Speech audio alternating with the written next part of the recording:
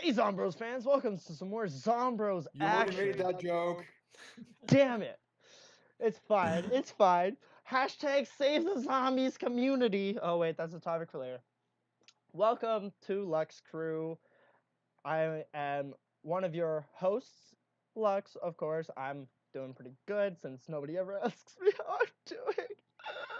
Anyway, I'm joined by my lovely You suck. co-host, Zen. How are you doing, my boy?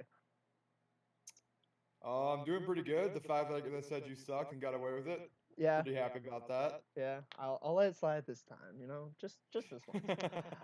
Um, and Delta will be along at some point. We all decided on a time. Delta was like the first person to confirm and be like, yeah, this time works.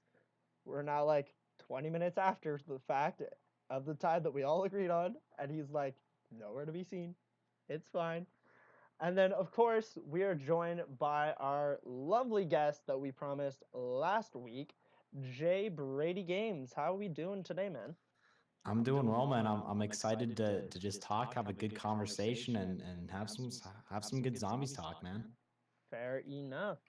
So, the topics for today are namely just about the phenomenon that is zombies right now because of the fact that we have such a disinterest in zombie content and zombies coming out. We don't have a whole lot of stuff where it's like, yeah, zombies is great. And we recently had on Twitter I don't know if it was trending worldwide, but I know it was trending within zombies people. The hashtag save zombies community or hashtag save ZC or save the ZC, whatever iteration we want to say it is. But we had that tweet going around the zombies sort of community. I didn't really see it picked up by too many big YouTubers, but I did see it picked up by like what I would refer to as like the middle to lower class tier of zombies. Oh yeah, because Markiplier is totally gonna tweet that. No. I don't mean big YouTubers like Markiplier. I mean, I never saw like a Noah J or like a Mr. T Oh Lexify. yeah. I never saw any of those Well, people saying it. I think the it's probably biggest because person I like saw would have been like Skizzlax.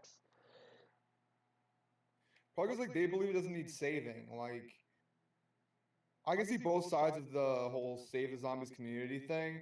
Noah's being very optimistic about the whole thing. That's Right. probably why he didn't like retweet it or like tweet the hashtag. Right. I'm surprised that Mr. Waffles didn't. He seems, at least in my opinion, to be one of the people who kind of just looks at zombies for what it is at this point and really isn't afraid to say what he's thinking. So he's been making a lot of videos talking about how he's not super in love with the way zombies is going right now. So not seeing him tweet it, I was a little bit thrown, but I don't know if he did for fact or not because Mr. Awful Waffles has me blocked on Twitter. So. well, I didn't see anything. So And this. I guess Delta didn't much prepare you for me specifically, but me and Milo, we don't really ever talk because of that, and because I'm too small and he's too big to associate together. But like, I'm not a huge Mr. Waffle Waffles fan for a lot of reasons. We're not gonna get into that. no, that's But it's understandable. I'm sorry to bring it up. oh no, it's fine.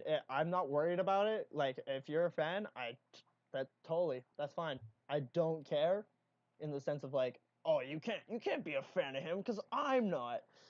That's not my thing. It's more like I don't like him for reasons that I could definitely um, outlay to anybody, and I could have a good conversation with them about it. But that's not the topic today. I've talked about that at length and in nauseum all on Twitter and all sorts of things. So not something I'm worried about doing. But let's we're already kind of stuck in it. Let's talk about what we think about the hashtag Save the Zombies community. I haven't been playing zombies. I will admit that. I have been on multiplayer so much recently that I haven't played much zombies. I think I hopped into a game like once this week. Mm-hmm. So I haven't really been keeping up on zombies much. So I'm not the person to ask about this topic. Fair enough. Um, And what about you, Jay Brady, or JBG? What do you Whatever you go? want. What do you go by? I usually do JBrady, or you can call me James. Either one, I don't really care. All right. So what are you thinking about it, James? I'm honestly the same way. I've been doing a little bit more multiplayer stuff recently, just because I haven't played it as much in the past. It's just something new and a little bit more refreshing. And I think it kind of leads into other stuff, but it's just like I don't feel motivated to play zombies right now like I did, say, in Black Ops 3 or anything. It's just like there's nothing for me to go for. I've played each of the maps quite a bit, and I really just feel like there's nothing for me to work towards or just grinding for levels at this point, which isn't the most exciting to me. So Yeah. So, and I can definitely completely agree with both of you on that as well. For me, I haven't, and this was something I also brought up on Zombros too this Sunday as well, was that people just really aren't playing the mode. Like each person said, yeah, I haven't played zombies for weeks now. And I would agree with that. Like I was saying to Zen last week on the pre-show, the last time I played zombies, I loaded it up just so that way I could use the strife to unlock the stiletto knife. And after that, after I got it, I haven't used it once because I just personally I lack the reason to want to play it. Like I'm not somebody that demands myself to go to Master Prestige every single time a game comes out. World War II, I love the game, and I didn't even get past Prestige. Like I didn't even enter Prestige 2 because I didn't find Prestige rewards rewarding enough. So I love that game. Whereas Black Ops 4, I've been pretty critical of it, and I'm on record saying I pretty much exclusively play Blackout because I've never been a huge multiplayer fan, but I enjoy playing it every now and then. And Blackout, when the beta came out, I was like, yeah, it's just another battle royale. It's the best of the genre, but that's not saying much because it's battle royale still. But now, like, I play battle royale almost every day, but that's because I always have a person to play with. Because I have a guy a friend of mine that I play PlayStation with. He plays literally every single day because he loves the mode, he loves the game, and every time I'm on and I load up Black Ops 4, he just sends me an invite right away and he's like, "Yo, let's play Blackout." I'm like, "All right," and I can enjoy that because I can enjoy, us getting in a vehicle and doing like fucking flips and shit in the vehicles and stuff just because we're fucking around.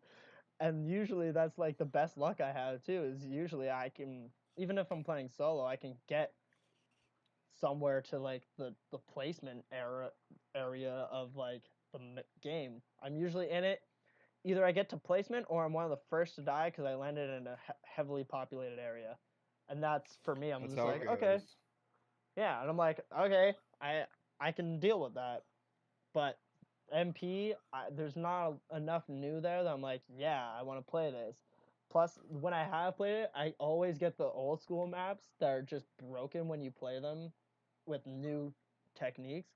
Like, I don't want to be the guy that goes on jungle and uses the Black Ops 1 strat to camp in that one camping spot we all camped at just to have a ruined grapple hook up there and like grab slam me and everyone else that's camping up there with me. It's like, damn it. Yeah. So, for me, I think the reason behind the Save Zombies community thing or Save the Zombies community thing is generally because and from this sort of mentality, and this is the weird thing that I find with a lot of zombies creators on YouTube as well, save for maybe the likes of JC, but even JC has it every now and then, is this sort of idea that they kind of treat zombies like it's almost as a separate entity entirely. It's just like it's just sort of uh, attached by the Call of Duty name, but it's completely separate otherwise.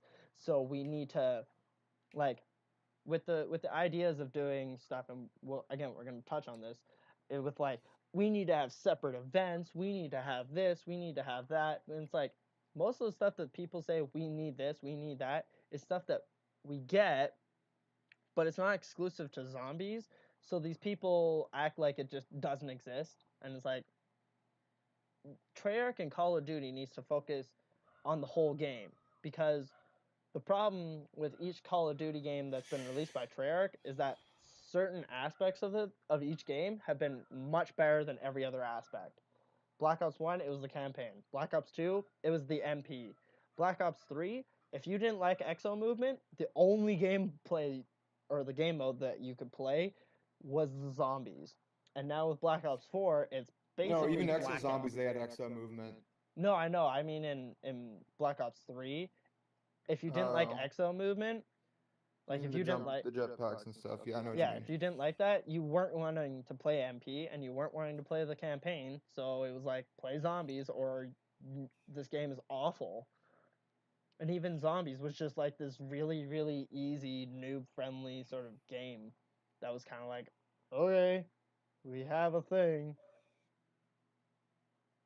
Yeah, and I feel like partially people like don't know whether they want to treat it like it's still a side mode or not. I would argue that it isn't, and it's really worked its way into being mainstream, at least in Treyarch games and probably even every other developer at this point, because we've seen every other developer start making zombies, game modes of their own. We saw World War II, Infinite Warfare, all that stuff, but people want it to be separate and be just zombies. But like you said, they have to think of the big picture. They have to think of what does this entire game need, and they have to cater to those multiplayer players, or in this case, blackout players as well.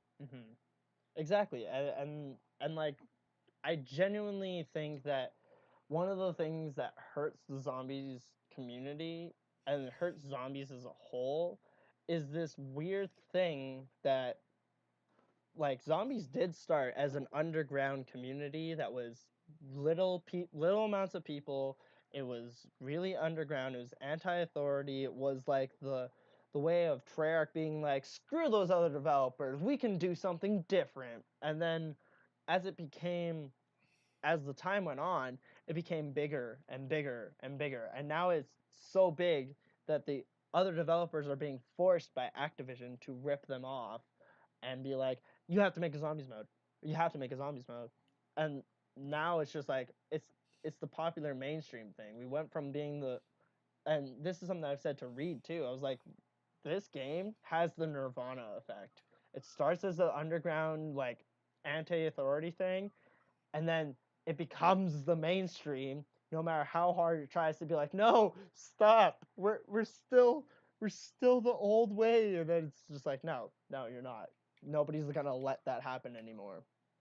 And that's the problem, is that Treyarch went from, even Treyarch as a studio, they went from being the black sheep of the Call of Duty family to the golden child of the Call of Duty family. Big rip.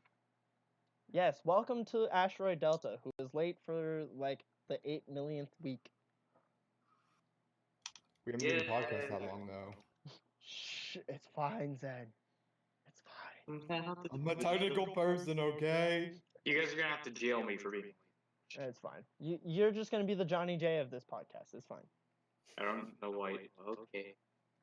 But going off of what you were saying, Lux, I think that I'm starting to wonder if zombies has almost lost part of its magic because it's become mainstream. Like you said, it used to be this underground community, and I'm wondering if that is almost part of the wonder of zombies, is being, you know, separate from multiplayer and what traditionally makes Call of Duty.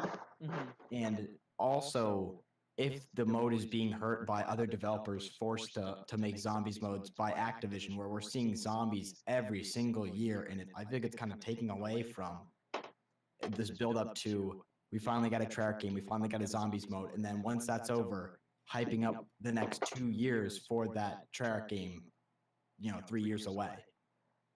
I think the mainstreaming of the game is definitely hurting the zombies community and zombies as a whole. But at the same time, people burnt out. Yeah, but at the same time, I don't think it's necessarily a cause and effect of specifically because we're getting zombies every single year per se.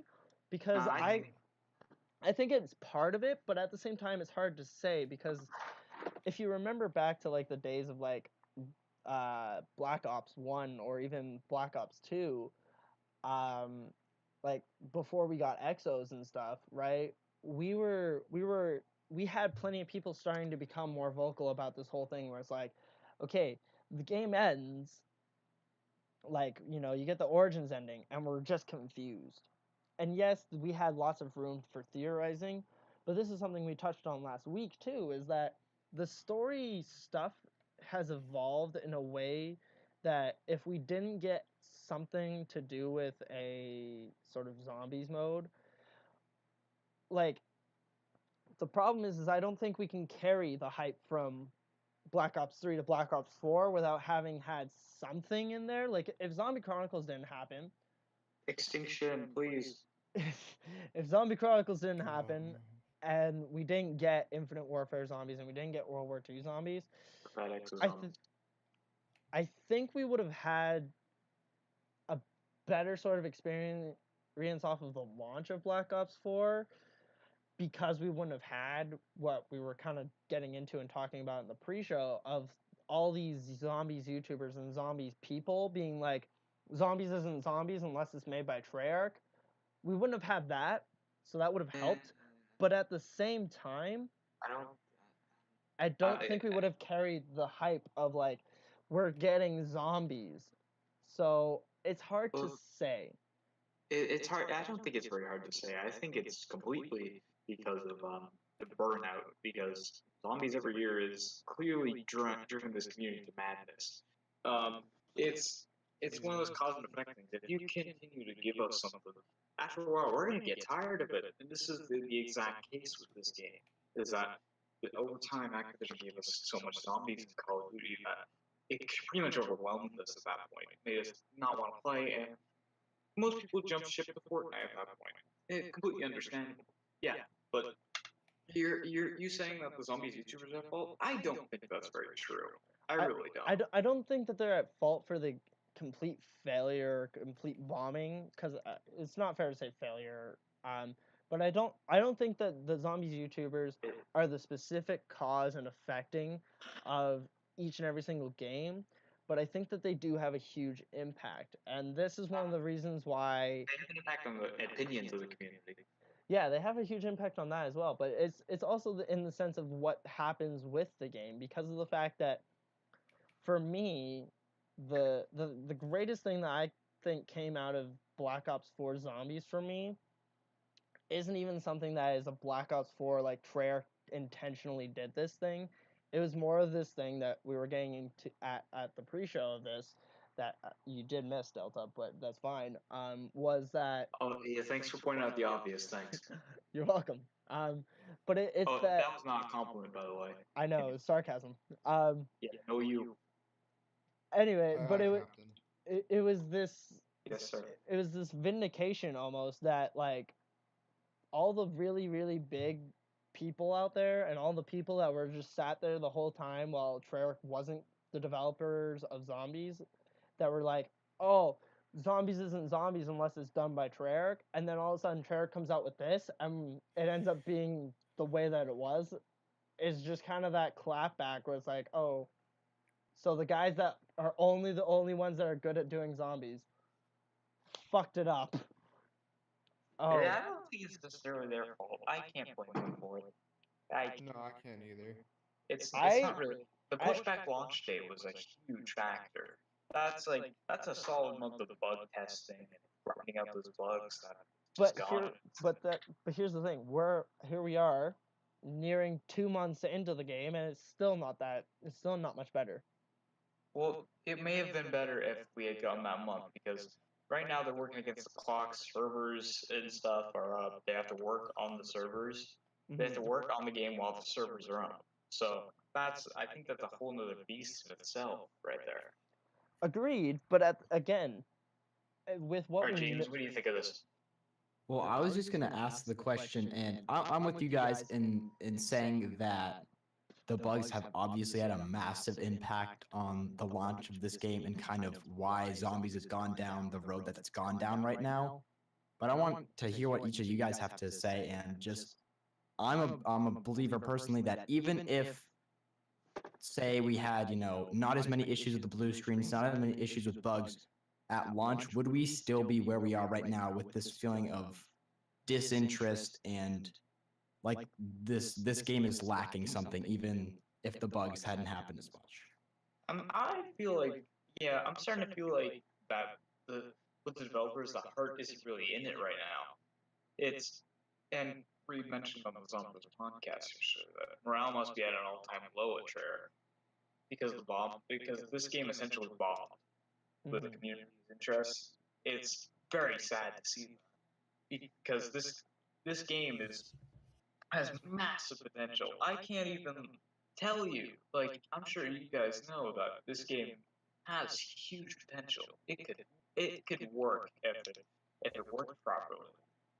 Like it could work if the bugs were fixed. Everything was fine, but we were also not given what we promised at the reveal event too. But I think that's a massive problem too. That they did not fulfill promises that they made to us. I think for me, I probably would be at a similar state, just because most of my issues with the game aren't necessarily in the technical department, because technical stuff like that I can like to the extent that we've gotten them is definitely not acceptable. But for me, I can pretty much look past technical issues because I get how hard it is developing a game, so I can kind of understand that. So for me, it's not about that. The thing that makes me dislike and not particularly at the moment want to play zombies is that, and I've said this numerous times as well, is that it's just still premise focused. It's just this, like, I feel that the Chaos Crew is really underdeveloped and really didn't get the love and attention that they should have gotten, because of the fact that we got Primus and we got Ultimus, but then Ultimus got upstaged by Primus in its own ending. You're right. Exactly. It was very poor. Exactly. So I'm so done with Primus that I'm just like, please just. Yeah, I'm really tired of them. I want Ultimus back. Well, and it's not even that I want those crews back either. I'm just like, I kind of just want the Ether story to be not necessarily shoved aside and forgotten about, but it's just like, you've told most of the story. You've given us a timeline of concrete canon. There isn't much left for you to tell. Why are you milking it so hard? Like, I understand it's for money, but like, well, Jason has a plan every time he ends that game. Every time he ends a game, he has a plan. I know it. But again, we've seen it in numerous games. But again, we touched on this last week. Jason needs to get better at giving us a real freaking payoff that's like, okay, this was worth my time. This was waste of time. Totally bad. Not good. I'm with you, Delp, that I have the trust in Blundell that he has an idea and he has a plan and he knows what's going to go on and what's going to happen. And he's shown us in Black Ops 3 that he knows how to write a story and that he knows how to rebound from something like the Origins ending when we first got the disappointment. But he had a plan. He knew where he was going. And I'm also with you, though, that I'm a big Primus fanboy, I'll admit it, but I'm ready to see them kind of come to a close that chapter of their book and kind of set them aside. And I think partially why everyone loved I say everyone, but I feel like there's a general love of the storyline in Black Ops 3 for the most part until the ending was because we followed one crew throughout the entire game. And I think if they did that with Chaos, it's going to hurt and it's going to be hard for the first DLC or two, but I think that them just committing to the Chaos Crew and building them up, because like you said, there's a lack of character for each of them, I'd say, and a lack of what we've seen from them. So I think if they just stick with their Chaos Crew through Black Ops 4, it's going to go so much better than if they try to cling on to what they have left with Primus. Exactly. It kind of seems like that. Or they need to do something with like Victors or something. Make it interesting again. Because right now it's just so boring with Prince. Like that Blood of the Dead ending. Why admit it was very. How was the Blood of the Dead ending boring? It had people in tears. It had me in tears. It had people in tears because of the fact that the Richtofen death is impeccably voice acted and acted out and portrayed in a great way. But the problem is when you actually look at the stuff and the implications of the narrative, and you look at all the other things, that's your I forget the word, but that's your like opinion. Like that's what you think about it, basically. Yeah, like, but the other issue that comes up with it though, guys, is that. I don't see it as an issue. I feel like I know what you're saying. There's an infinite number of Richtofens. We have a multiverse. Okay? Yeah. So here's the thing. Here's another thing that I will say I dislike about Treyarch Zombies that isn't even a Black Ops 4 thing. Treyarch Zombies added the implication and usage of a multiverse before 10 years, before a decade of story writing. Do you know many other companies out there with narrative writing that has done a multiverse and actually done it well? Because the only two I can think of that have done it well have been Marvel and DC. But Marvel and DC have been around since the Second Bloody World War and are nearing on being around for a century. So them using a multiverse makes a little bit more sense because then they have, almost 100 years worth of narratives that they have been written by. That multiverse a while ago, before the New 52. Yes, I know, but here's the difference: is they have hundreds of different people writing hundreds of different stories. We have 2 different people that have been in charge of the zombie story. Well, actually, but we needed a multiverse because of the fact that they didn't. Advocate here. Having hundreds of people writing hundreds of stories. That's very confusing and very conflicted. Which is the reason they added their multiverse, because of the fact that they have all these people that might not have read the story that was written 20 years ago or 30 years ago that someone else wrote, and then accidentally made something that completely conflicted, versus Treyarch, which has 2 people over under a 10-year span. And the only reason they introduced the multiverse was because of the fact that they pretty much wanted to be like, Jimmy Z stuff, we can't make it not canon we can't make it uncanon, but we're gonna say that most of what he said, we can retcon it out of existence. He said the entire zombie storyline is canon though, so yeah, his stuff is still canon. Yeah, I know, that's what I mean. But it's canon. An alternate universe where Primus dies. I know, they can't uncanonize Jimmy Z's writing, but what they can do is they can put it in a multiverse where it's irrelevant, and then they add in Dr. Monty in Black Ops 3 and make everything Jimmy Z wrote pretty much get retconned and just given as an attributed to Dr. Monty's magical bullshit.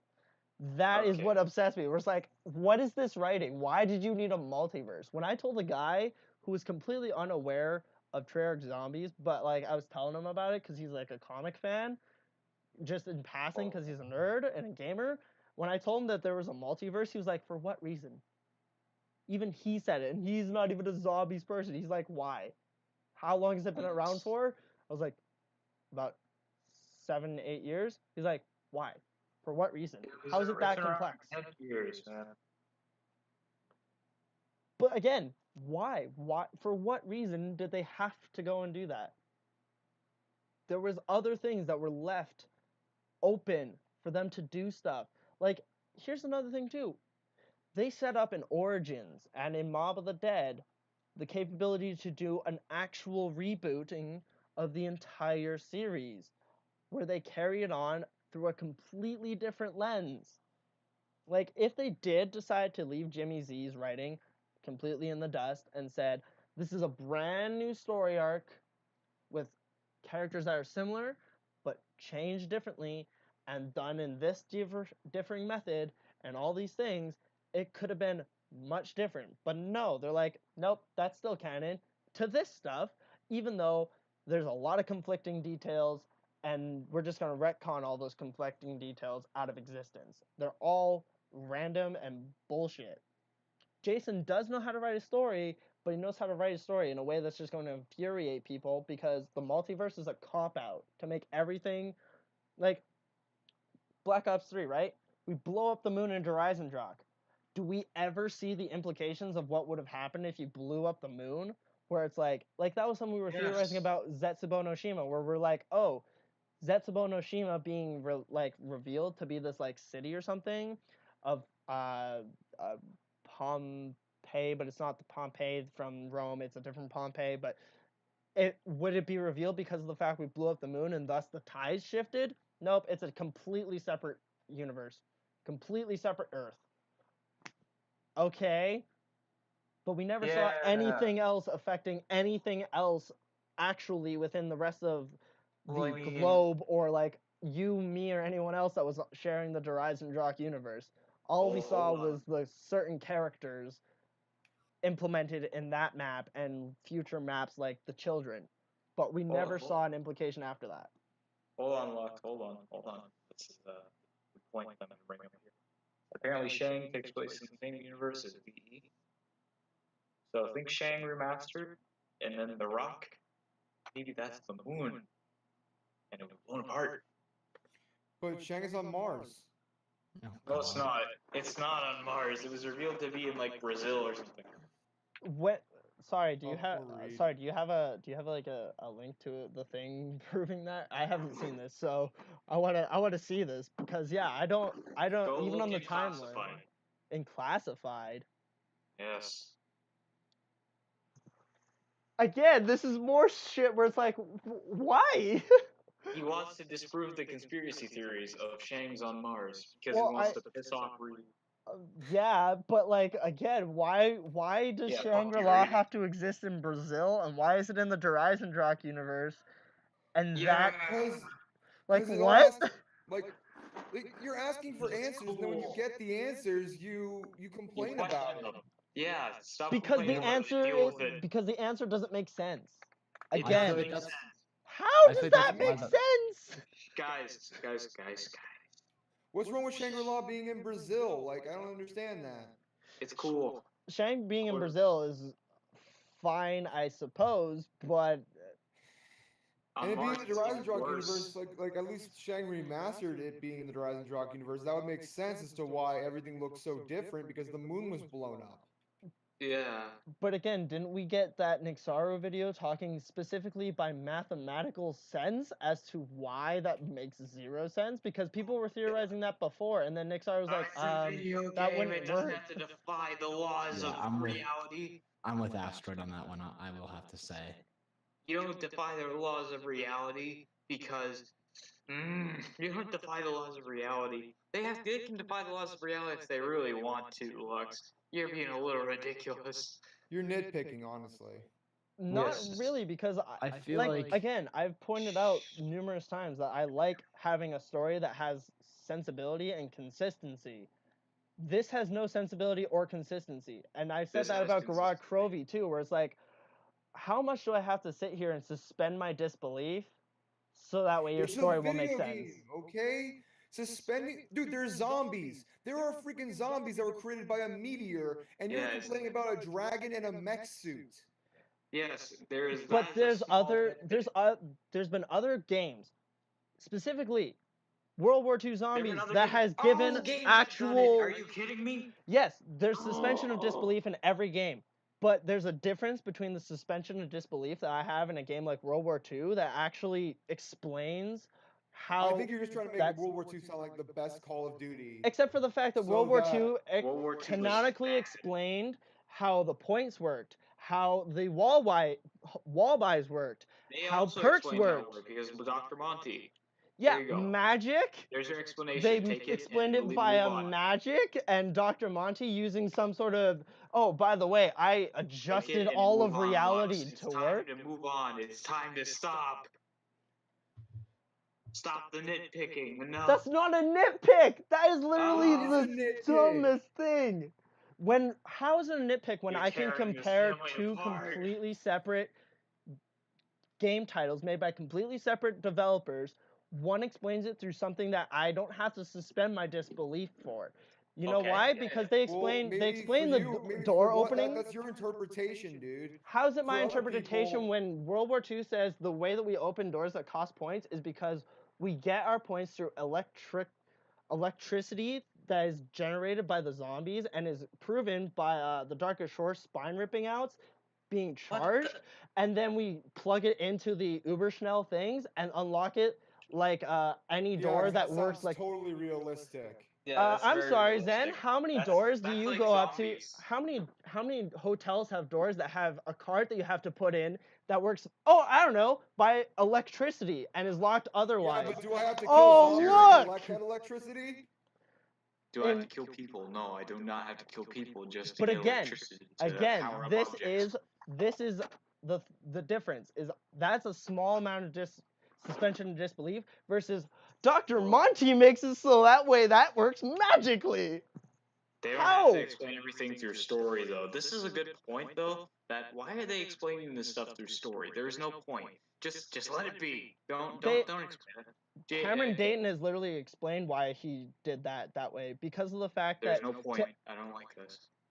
No, he said there's a point because if you're any sort of player that just comes into zombies like at Kino or in any Treyarch version, you're just like, okay, so I get the idea that it's a wave-based horde mode, but why is it that they're having this point system, and why is it that I can walk up to a chalk drawing or a door and suddenly those points disappear and that door opens, or a chalk drawing manifests a gun out of nothing but a chalk drawing? I think it has to do too with gameplay mechanics, though. Just simply some of it you have to throw it out there so the game works, because if you had no way to open doors, or if they spent so much time focusing on the story implication of opening a door or getting a gun off of a chalk drawing, it takes away from the gameplay of it. And I think if you had to explain every single one of those factors in a very realistic way, it takes away from what Treyarch wants zombies to be. But then why do we have it be that in modes such as Blackout and other games like H1Z1, where opening doors is you actually go up to the door and open it with actual animations? Because guess what? It's not zombies. Would zombies be hard if you had basically a permanent shopping free? No. How about this crazy system called you go and find the key in that room. No. Wow. It's a whole different game then. That's like no, that's not what zombies is, Lux. That's just Except that's exactly what not World War II. Black Ops 2 ended up doing. You would find parts to do things like, oh, the trample steam, you couldn't use it unless you actually found the parts and crafted it. That's like saying, why do we have to actually find parts to get it? That'd be cool for one map, actually. That would be a cool idea for a map. Just like you have to find something in a room, and maybe you can use like a trample steam to blast the door down or something. That would be kind of cool. They should add that gameplay mechanic into something. Maybe for like an Easter egg or something. There have been maps that have had that in zombies. There's the smuggler step in World War II that has the door only gets opened by a whistling kicking it down. There's literally in transit, you had to build the fan to open the first door. You could also use that's denizens to teleport. Exactly. No, so it's stuff that Treyarch's literally done before. Why haven't they done it again? I think it's just up to preference. I think if you think about the player base, and I don't want to disclose here, but I think if you think of the general player base, more people would rather just spend the points on a door than go through the transit building a turbine to open every single door on a given map. But I think that's mostly due to the fact that at this point, 10 years from the very first one, where we had the original system of just getting random points that made no sense and opening a door without a sensibility, that's why we would choose it. That was early zombies. Yeah, I would have loved if it went unexplained. If like the point system went unexplained, because I don't think there's a reason to try to connect it to story wise. There's no point. Why would you try to do that? Okay, And if Treyarch never explained it, you gotta realize if Treyarch never explained it, Sledgehammer would never have explained it. But they did explain it. Except that Treyarch only explained the gun wall thing and the perks. They never explained doors. Yeah. They never explained doors. Yeah, Except but that's points. That's related to points, though. That's like that kind of goes hand in hand. The perk machines, they have a purpose because in the early days they did have labels with the amount on it. yeah, but that was the amount didn't follow. But yes, It I didn't agree. follow. Why didn't that follow again? Why? It would have been so much cooler if you actually had to look for the price. That would have been cool. Yeah, I agree, genuinely. Or if you but went to negatives instead. But like that's the thing. There's been so many things that Treyarch has implemented as systems that can work, but the reason that, and yeah, I definitely agree with you, James, that people would genuinely prefer the system that we've had for 10 years over the system of actually finding something to open the door that makes actual sense within the real world. But that's my thing, guys, is that they've done it. They have. But the reason we're going to choose the other system is because we've had it for longer, and thus we're just going to choose the comfort thing. We're just going to choose the comfort thing. But the thing is, go for the turbine instead. That's just me, though. Yeah, but that's the thing, is that realistically, if you ask people genuinely, what do you prefer, actually having, like, oh, I found this key, or I found the turbine to open this door and it makes some sort of sense, or just the same old system that we've had, people are going to choose that out of comfort. But that gets, again, to the point of... If they remove points from zombies, it's not zombies anymore. How is it not zombies? Zombies has nothing to do with points. You need money to buy things, and that's what this game is about. You need money. I think, though, to bring it kind of back to like where we started, though, and I completely agree with you, Lux, with the comfort thing, and I almost feel like that's partially why Black Ops 4 also isn't doing well. They've changed it a lot, and in theory, that's what you want for a game, but I think we're straying outside of the comfort zone of what most zombies players had from Black Ops 3, Black Ops 2, Black Ops 1. And I think you're right that people at the end of the day will just go back to what they're comfortable with instead of saying, I want something that's, I want something that's logical. I want something that's innovative. They just want to see a little different interpretation of something they already know and love. I think to work off of what you're saying, I think that's partially true. I think what it is I think it's definitely true. I think what it is, though, is they did change things, but they changed the things that you didn't want changed. That's mainly what it seems like. Is that, like, example, the perk system. They changed the perk system. Just to clarify really quick, are you talking about like Black Ops 4? Yes, Black Ops 4. Okay, thank you. Black Ops 4 changed things in ways that people didn't want them changed. So they changed the things that we were almost always comfortable with. Like, we don't have the same perk system anymore. Yeah, they changed that. Exactly. I'm exactly with you on that. So people have been pooing all over that, but they didn't change the things. the new perk system. Well, you do, but you also don't even have the game, Delta. Or did you get it for Black Friday? What was that voice crack before? But like, that's the thing, is Black Ops 4 changed the things that people didn't want changed, and they didn't change the things that people did want changed, because that's the thing. We don't have think of it like that until this point, but that totally opens my eyes to it too. Is part of like what was loved from Black Ops, like the transition from each zombies game, is the core components that everyone had come to love stayed, and things that people didn't like were changed from game to game or even map to map. Yeah. And now that we've made that final jump from let's start tampering with what makes this game, I guess, what it is in the eyes of a lot of players, I think that's where they're starting to run into this dangerous territory. But at the same time, people have been begging for innovation, so you're kind of at the crossroads here. That's exactly it, and that's the problem with the game mode as a whole. Whether it's Sledgehammer, Infinity Ward, Treyarch, it doesn't matter who. You are screwed if you do, and you are screwed if you don't, because a lot of the things, like, that's the thing too. We touched on this. Yeah, we touched on this again in the pre-show, and Delta, the only reason I'm bringing it up for you is because I think you would agree. World War II had events, but people being like, oh, if Black Ops 4 had events, everything would be fine. That's not true. World War II had events, and it didn't change the stuff for this at all. If Black Ops 4 had events, it would be actually a lot better, I think. it would be a keep temporary people coming solution. back. It would be a temporary solution for a long-term issue and would not fix the long-term issue.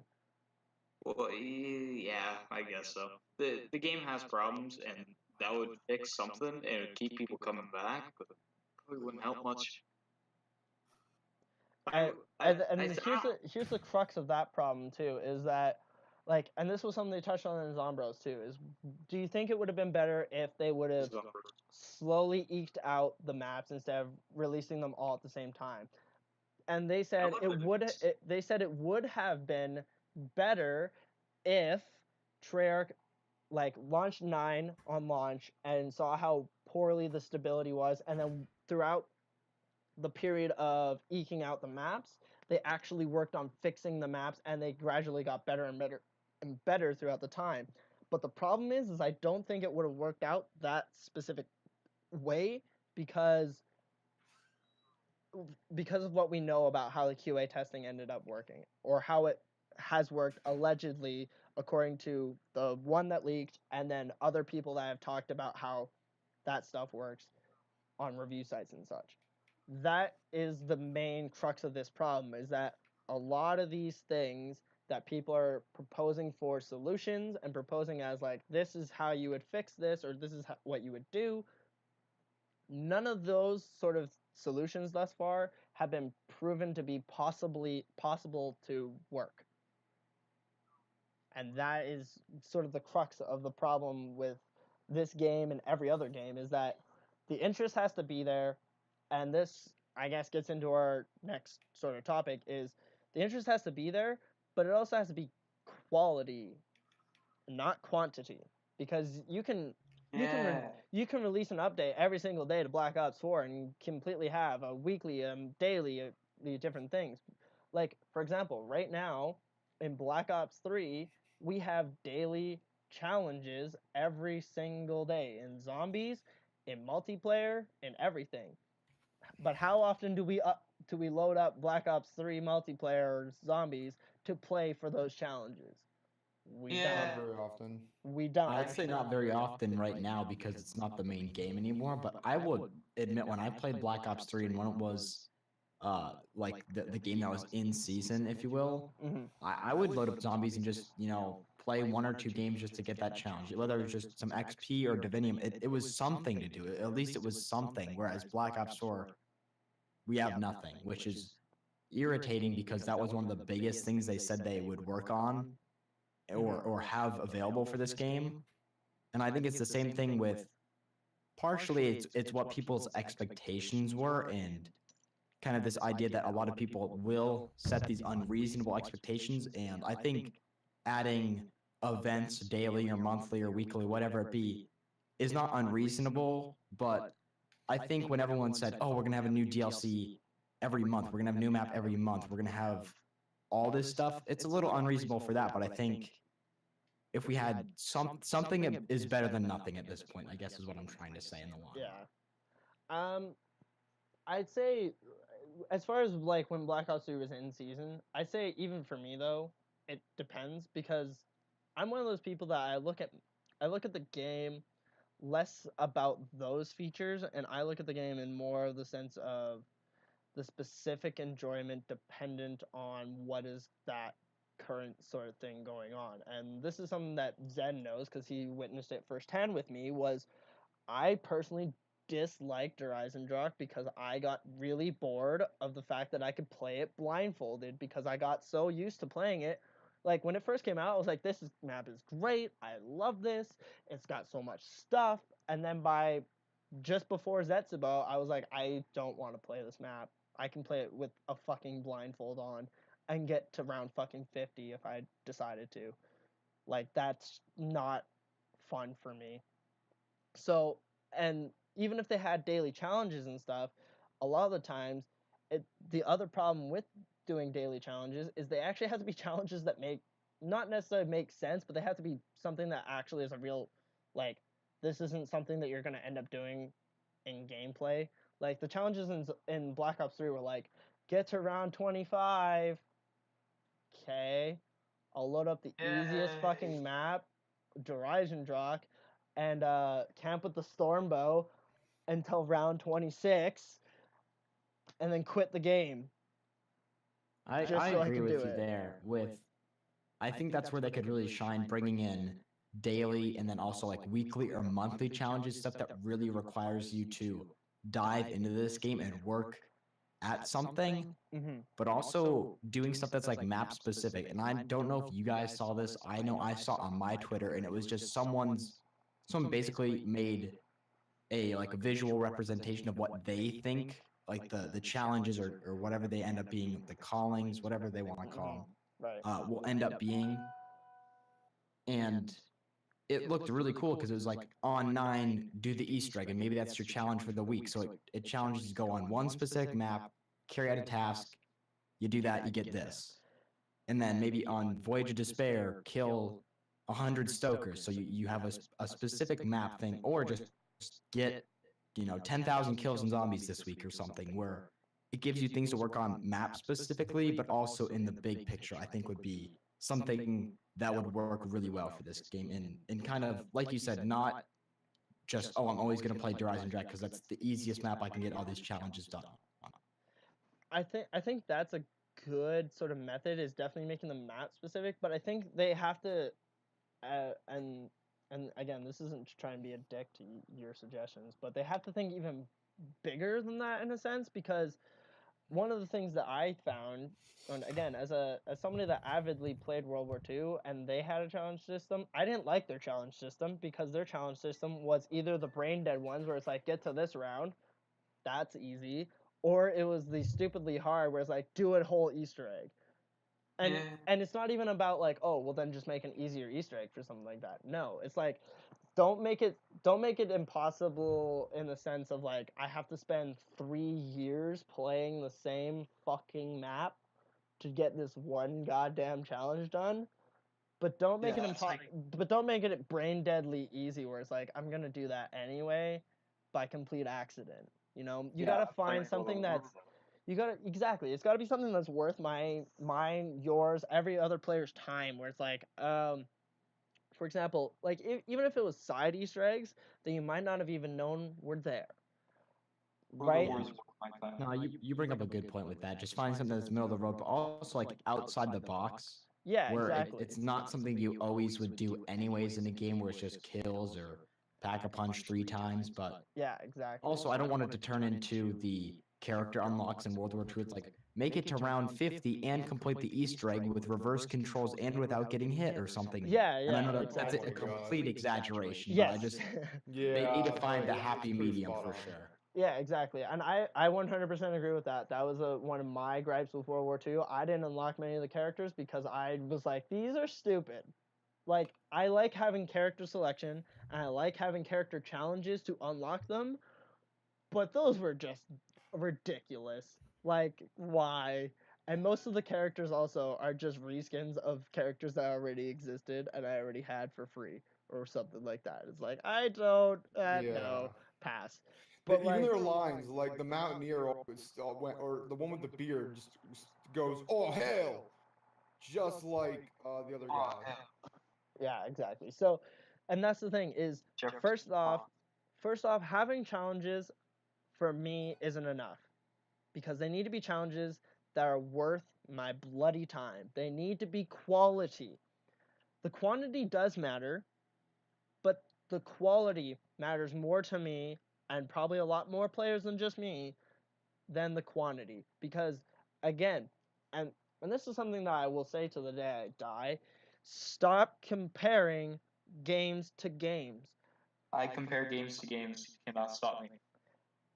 I don't mind comparing it, I like, compare okay, World of War this does this, and this does this. Which one of them is better at doing that specifically? But don't try and be like, oh, Call of Duty needs to copy Fortnite. Call of Duty needs to copy Destiny. God. Call of Duty needs to do this. No, Call of Duty doesn't need to do any of that. World of War. Because this was something that they touched on Zombros as well, was they were talking about that, and then they were talking about how, like, in Blackout, people don't like how hard some of the character missions are, and they're like, well, eventually at some point they're probably just going to make it based off of, you could do the character challenge or you could do a microtransaction, and it's either you grind out that character challenge or you microtransaction for say $15, but you get one skin. And they were talking about that negatively, to which my retort was, and of course they couldn't have heard me, but my retort would have been, why not? That's the Fortnite model right now. Either you grind out to get their loot box system that they have with the pinatas, or you spend like $20 to get a skin and a pickaxe. Which is the odd thing about how people talk about Fortnite, is that Fortnite is a game that's in beta. So them being able to update as constantly as they do is not fair to compare to every other game that's an actual release.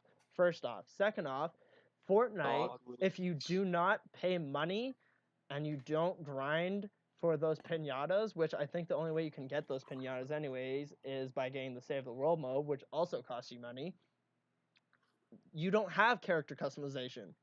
So, which is a basic feature in all other games. So that's something that is like, okay, if you really want everything to be like Fortnite, which is the top game, we should just never have character customization unless you're buying it. Yeah, I love that. It's like, hey guys, Fortnite's the best because it's free.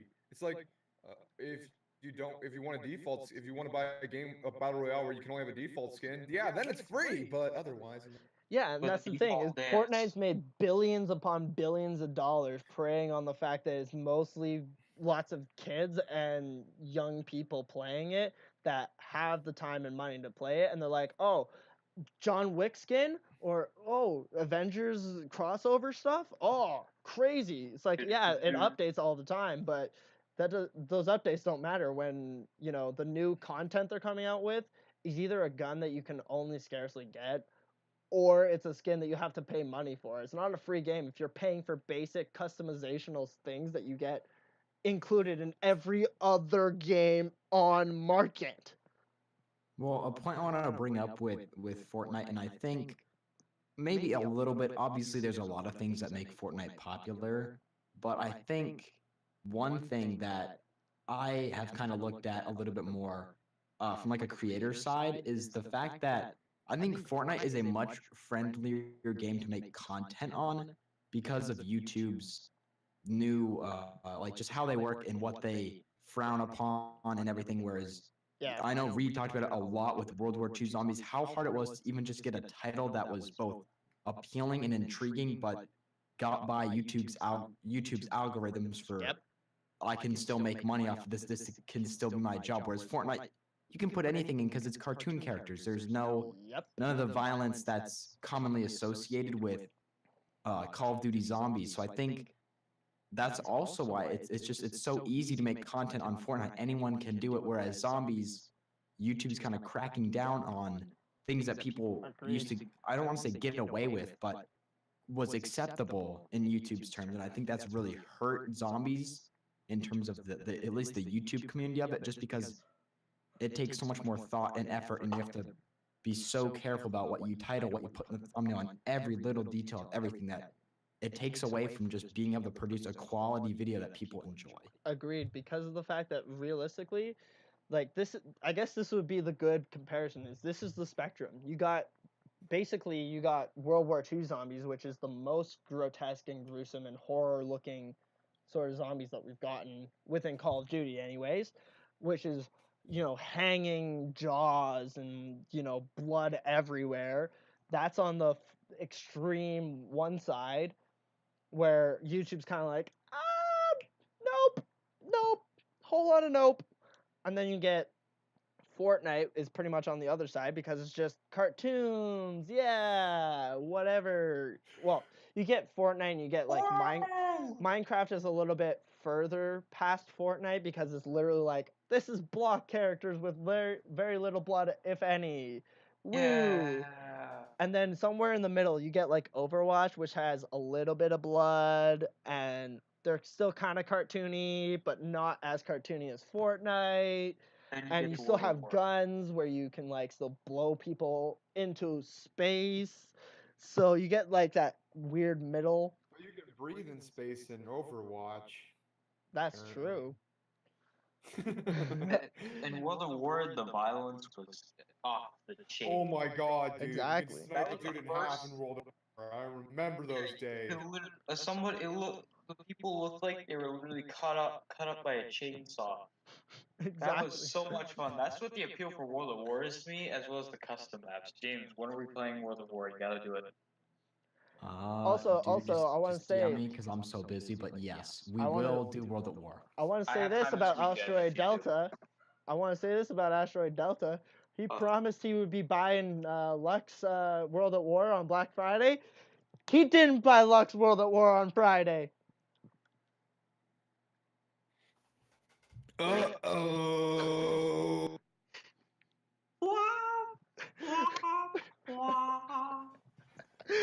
Oh my gosh. Let's see if it's on. Let's see if it's on sale. Okay.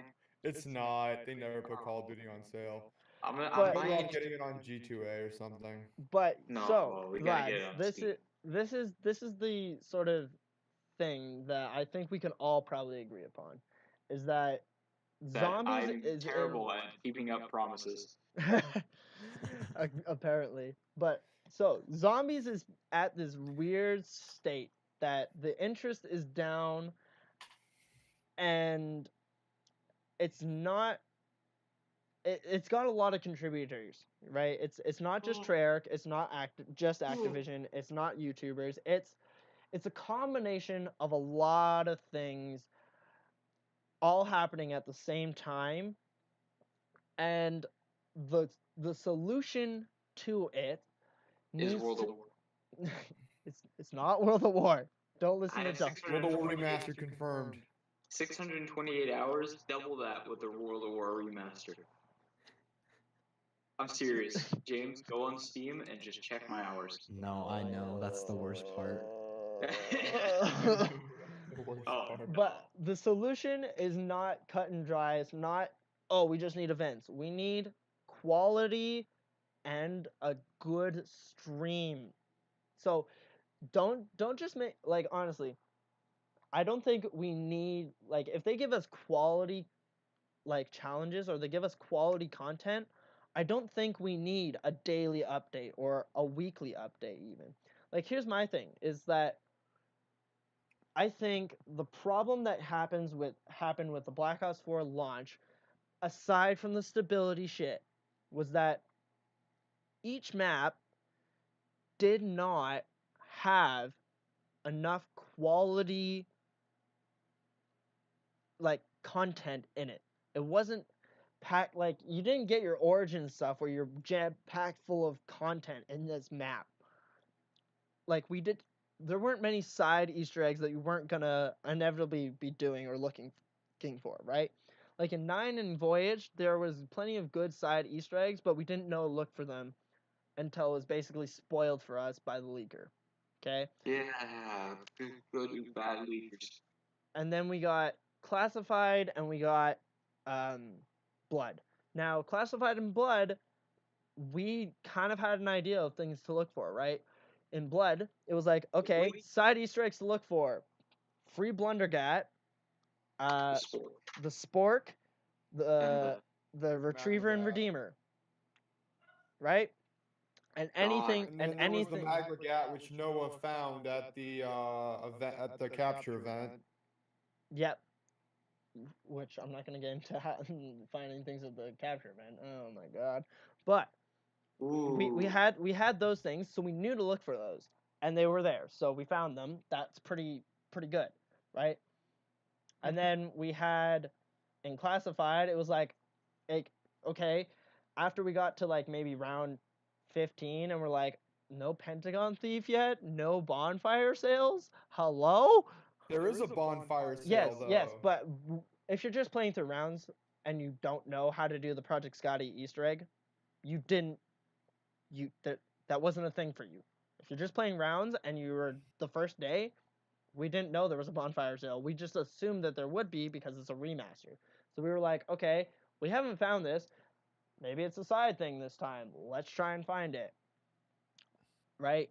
Versus then the rest of them, like everything aside from like the Project Scotty and all the main Easter egg stuff that we had for each and every single map, nobody was looking for it until it was exposed as to what it was, and then we were like, okay. And then after that, there was nothing. We have nothing. We have nothing to look forward to because as far as the Ether story is concerned, we're like, okay, there's not a whole lot you can do. And at this point, with what you have done within these 2 maps, we're not sure where you're going to try and go, especially with what's happened with the new Zombies canon, which we're going to get to in 2 seconds here. And then real quick. Yes. Real quick, I think you bring up a good point. I think now to like some of my favorite maps, like, and I don't know how unpopular these will be, but like Origins, Garage Crovey, even like Shadows of Evil for me, there's stuff to be doing on the side. You don't always have to hop into a game and be like, well, the only fun thing I can do is the main Easter egg or go for high rounds. Exactly. Like Origins, you can play that map so many different ways with the same content that's always been there. You can do staffs, upgrade staffs, you got G-strikes, like you said, and I won't go on too much about this, but same thing with Garage Crovey. There's so many little things to do on the side that it's refreshing. Whereas I feel like in any of the Black Ops 4 maps, there's really not as much of that. Exactly. And that's exactly my point with this long-winded thing is we didn't have a whole lot of side stuff. And as soon as we got the side stuff spoiled, okay, that is a thing that ruins it. And even if that guy didn't come out of the woodworks and leak it, even before that guy happened, we didn't have lots of people being like, oh, let's go look for side Easter eggs.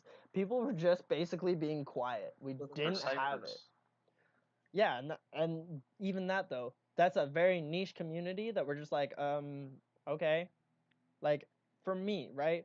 For me, loading up into these maps, the only things that I had that I looked forward to was the main quest and high rounding, and I'm on record as being someone that doesn't enjoy high rounding very much, and I was like, okay, let me hunt for Easter eggs. And then, they got found by other people. That's fine. But after that, like, after I found out how to do each Easter egg and I did them, I was like, okay, what else is there for me to hunt for? And I don't want you to tell me, okay, there's something with this, or there's something with that. Make it that way it's something that I can actually genuinely find, instead of me just being like, hello? And that's the thing, is all the maps didn't seem like there was anything for me to want to find at all. Well, I agree with you too. Being someone who, and I literally don't credit me with anything here. I didn't really contribute to the 9 Easter egg hunt in any way. But someone who was there and playing the map during the whole Purge the Blight era of the hunt, right? Like, that's not anything logical in my opinion. I get the whole, you get the wood from an axe being thrown. That's cool, and it's working in, different bosses of the map. But who thought of putting bone meal, wood, and I forget the poop together to grow something to put next to a tree? Like, it just, in my mind, that isn't a logical progression of steps. Yeah, it's pretty stupid. Exactly, and that's the thing is, there's just no intuition behind these maps anymore, and they feel so uninspired. And it's not just due to the fact of the zombies sort of formula getting old. It's also just due to the fact that everything that they've been executing for that's sticking to the zombies formula is like, okay, that's a little bit stupid, but all right. And so, to transition a little bit into what we were just briefly mentioned there, the new Zombies canon, which again was a pretty decent topic on Zombros. What do we think about it? And for the viewers out there that are unaware, and I guess a little bit for James, the new Zombies canon is brought to you in part by your good pals Jason Blundell and Craig Houston and David Vondahar. The multiplayer and Blackout, and thus by extension, because of the implications from those modes, all of the campaigns from all of the Call of Duties, and including Nightmares, are all canon to Zombies. Yay! I was saying in Reed's chat one day. Okay, go ahead. I know. I'll say it afterwards. Oh, I was just gonna say, can I say I hate this move? Like, sometimes, like we talked about earlier with the whole, and I don't want to like re-spark this debate with the whole like buying doors, buying guns thing. You don't have to make every detail of everything canon, in my opinion. Yeah. Especially when looking at modes like multiplayer and Blackout, which before this you'd never even think of them being connected. That's not true. We have I plenty. hate them trying to like make that reach like it means something to anyone in multiplayer, Blackout, or even zombies community. But that's not entirely true though, because we had stuff in multiplayers throughout the years. We had stuff in the campaigns throughout the years that seemed as though it was, and we all had. There was lots of people that had plenty of theories talking about the connections and between the campaigns and the zombies and the multiplayer and zombies.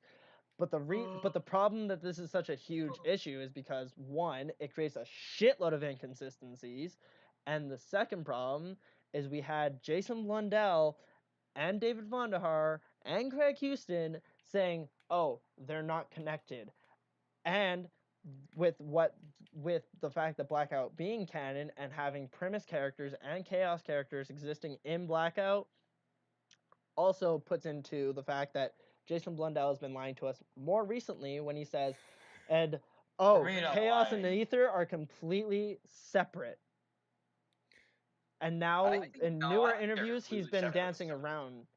No, because in newer interviews when he's asked similar questions, he dances around the answer instead of saying no, they're not connected. He said that in the Game Informer interview before the game came out. Yeah. Now, whenever he gets that question asked, he dances around the question. He doesn't outright say no, they're not connected. He just is like, well, they're not connected in that method that you're thinking or in that sense that you're talking.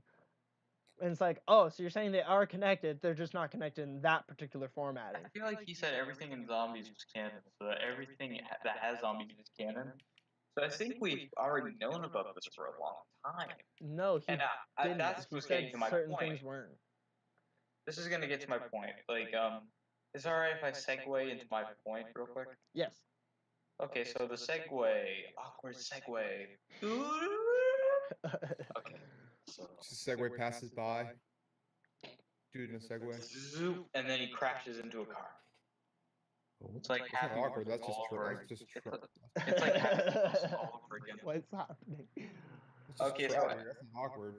that's tragedy. Steve is going flying across the way. So, anyways, what's gonna happen? What I was thinking was this. That I was saying this is reach check, Right. but it wasn't picking up too much attention at all.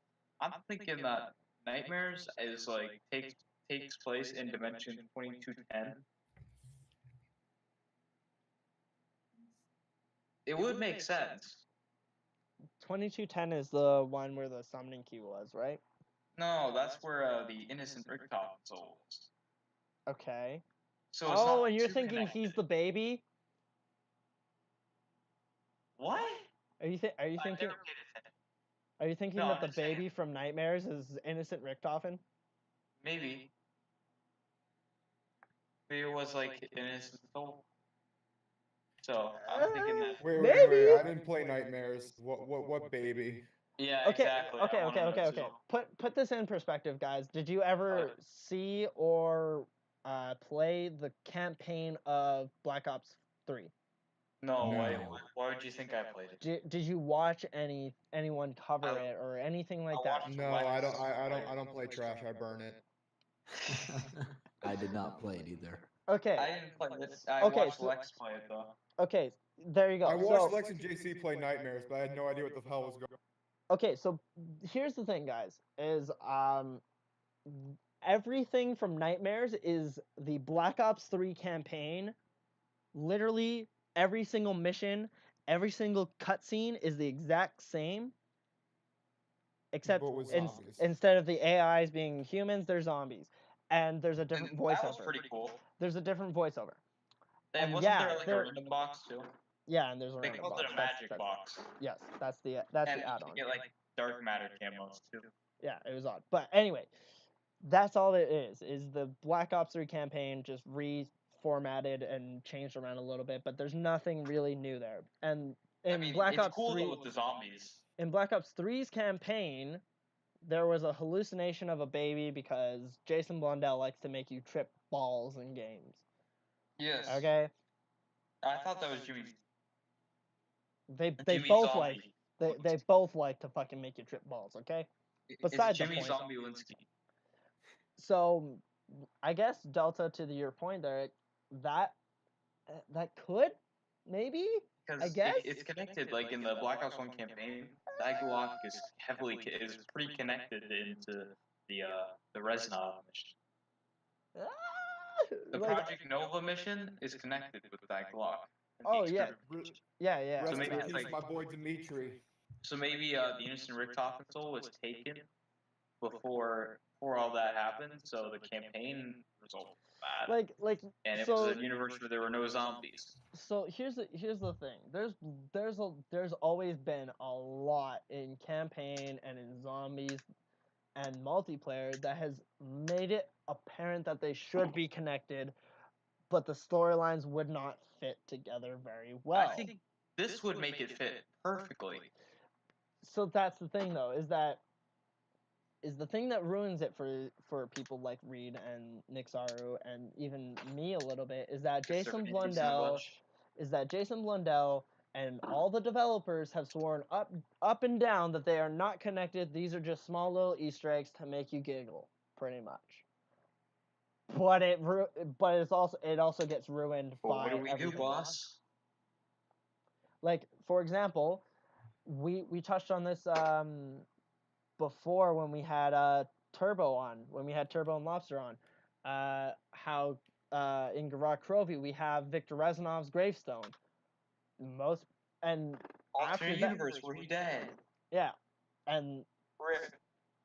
And so that's the thing. We've had lots of little weird tie-ins and stuff, like the Nova 6 crawlers. There's being explained by Nova 6 from the campaign, but there was no evidence of Nova 6 existing in zombies. But then we're like, okay, maybe we'll just suspend that, and we'll just be like, yeah, it was a thing in Zombies 2. It's just not commonly talked about because it's not as big of a deal. Well, Richtofen has a line in BO4 on Nova 6. It's a shame I didn't have much time to work with it. Yeah, exactly. So those are the little things, but then we get to the bigger things that are now being implemented when it comes to zombies and Blackout, is that Woods, Mason, Reznov, and Menendez, and not Hudson. I don't think Hudson was included in that, but he might be. He's in Blackout. He is in Blackout, but he didn't have any radios, he didn't have any representation in Specialist HQ, because all they were talking about was Mason, Woods, Reznov, Menendez, and every other icon character, which I think that was all of them. Is that all the icon characters? I think. I don't know. So, yeah. Aside from the ones you just unlock by leveling. So those ones are touched on as they are completely brought back to life and reanimated as basically like clones by 115, and that the storm in I thought Blackout was a simulation. No, Black Ops 3 campaign is a simulation. And multiplayer. Black Ops 3 campaign and multiplayer are simulations. Blackout is not a simulation. Blackout is basically a testing battle royale. It's literally a real battle royale where it's like the survivor is brought in to fight this war against what's referred to as the red something.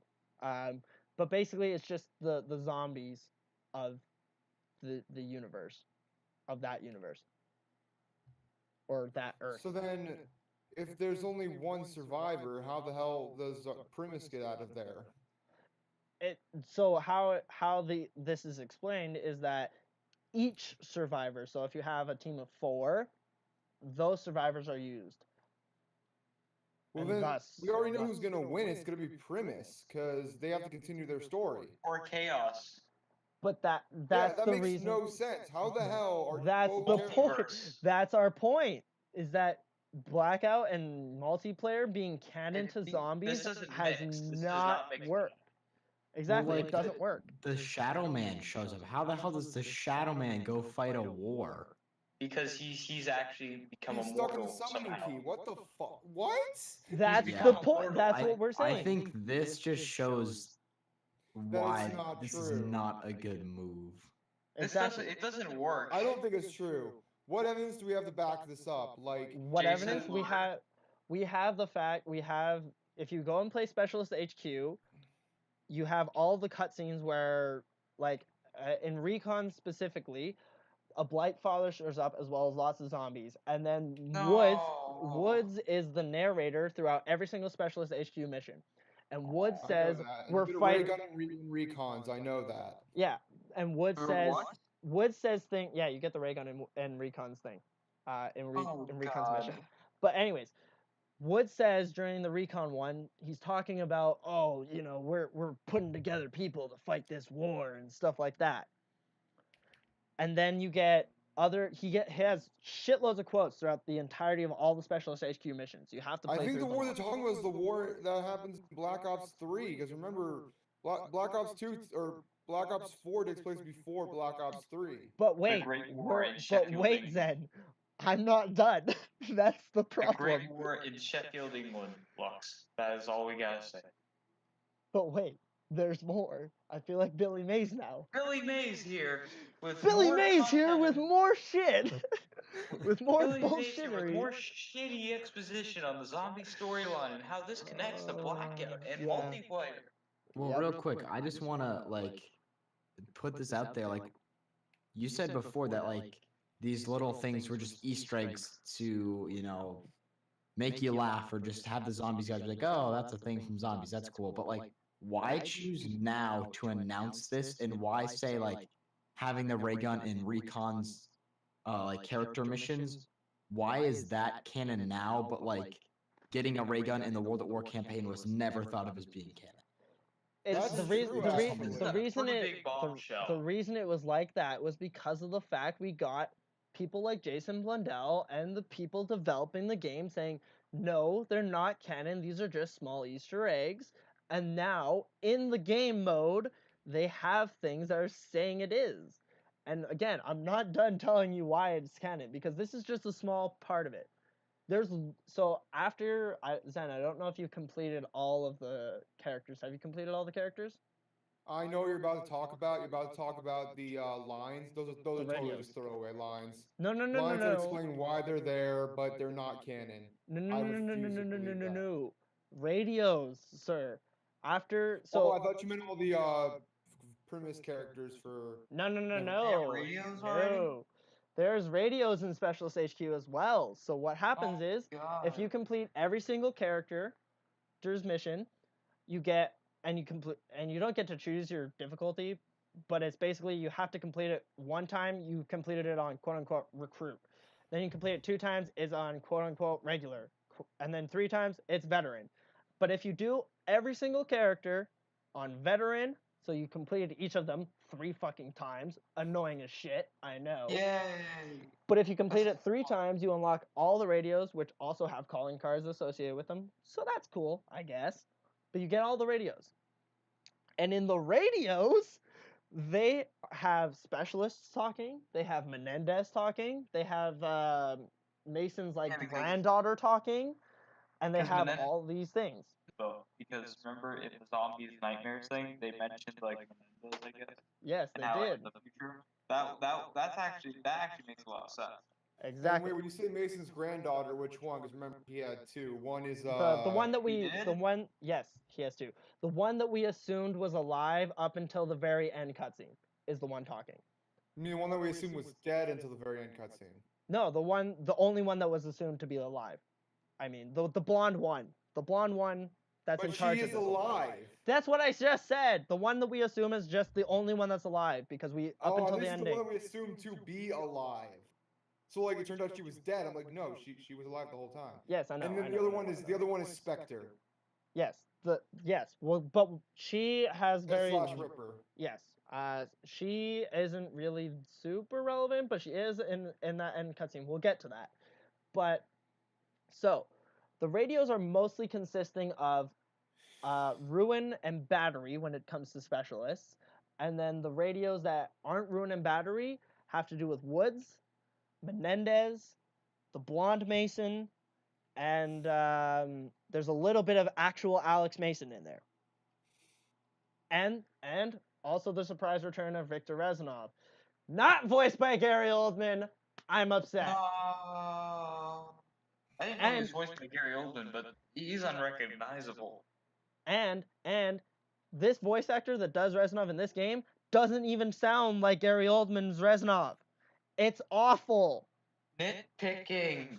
Neither does Hudson though from Blackout, but I don't care about Hudson. He was played by Michael Keaton in Black Ops 2 though, so you gotta. The original actor was a lot better, I think. Yeah, Ed Harris was the best. They got Sam Worthington back. Yay! Yeah. Yes, but anyways, getting to these radios. Basically, the radios consist of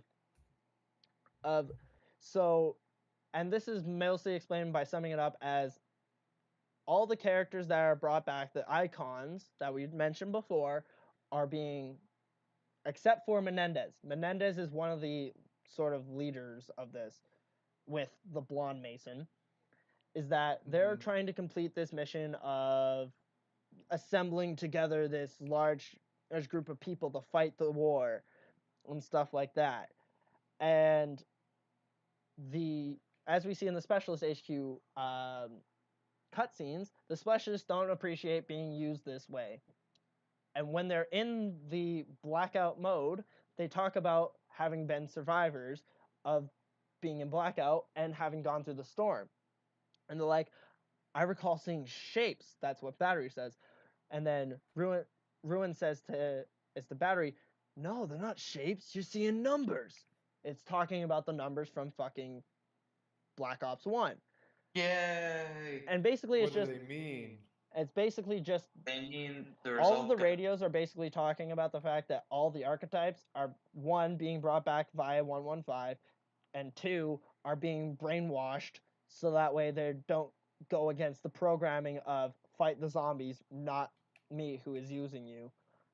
And that's why we hear Alex Mason's quote throughout the campaign, and the thing that they used in the marketing as well was, together you're separate you're meaningless, but together you can fight a war, is because of the fact that the Specialists and the archetypes should be fighting a war against both the zombies and the dickhead blonde Mason that's trying to use them. Because even in the radios have Woods brainwashing Mason using the Ascension numbers that you hear in Black Ops 1, which would have never happened with the real Woods and the real Mason interacting with each other. And that's like, oh. And he's trying, and in the end cutscene, the cutscene where it's Woods and Mason and they're in Asylum, and Woods says, you're the one in the box. It's because they're trying, Woods and, their goal with Mason is to try and make Mason, because Mason's going against their programming because of his strong will, all that shit you established in Black Ops 1. Anyway, they're trying to make him seem like he was the one that went through what happened to Woods in Black Ops 2. Oh, that's not too bad. But they're trying to make it that way he's basically a vegetable, and that he can't do anything to inspire the Specialists and the people to rise up against Blonde Mason. And the reason they kill the Mason that becomes Spectre is because she was going to blow the whistle on everything they were doing, and Menendez behind the scenes is going and saying to the blonde Mason, no, your sister can't fuck this up for me, kill her.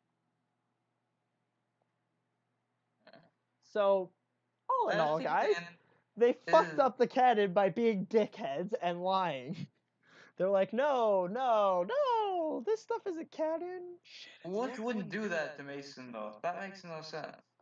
They're clones. They're brainwashed clones. That's exactly the point, is that Woods is a brainwashed clone, and he does it to Mason because he's being brainwashed as well. Everything is when it shows Mason in Blackout, like Mason's character model, it's old Mason. Because Mason's old and he's... Are you talking about, like, because it shows Mason from, like, around Black Ops 2 era? Why it shows that one? It's because of the fact that it's probably trying to be like, okay, we have archetypes, and maybe this particular clone version works and is following the programming.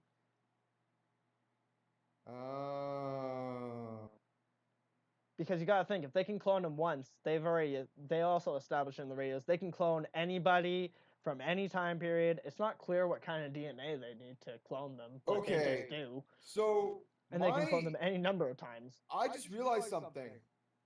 What if? Oh my God! I think I cracked the code on the Chaos Crew. Okay, go for it. What if in the now this would be proven by the Blood of the Dead poster. Okay. What if in the like Ether storyline / premise stuff, yeah. Yeah, Ether storyline / premise stuff / Black Ops campaign. The Chaos Crew is just a movie series or like fictional content. No. Please, Zed. If they didn't have, if you make a good point, but I pray to God, just no. Me I know, fucking it sounds too. terrible, but the fact that the That's guy like with Dead Blood of the Arcade Dead being poster said looks to be a exactly video like game. Diego kind of points towards that. Or Hang they on, were hang just on. in an alternate reality. In this alternate reality, they are movie stars. Well, there's that. There's basically like the Call of the Dead route, or there's the like Origins ending, what we all originally thought, like, oh, it's really just a game, like that's dumb, and I don't want that to happen again. I swear to God. Zen, are you talking about the poster of Blood of the Dead that you get with the special edition? No, I'm talking about the one they tear through in the trailer. Oh. Okay, but that poster was the poster that we saw in Shadows of Evil though. But that poster was originally in Mob, and it looked different in Mob than in Blood, and then in Blood, it's literally a picture of Diego.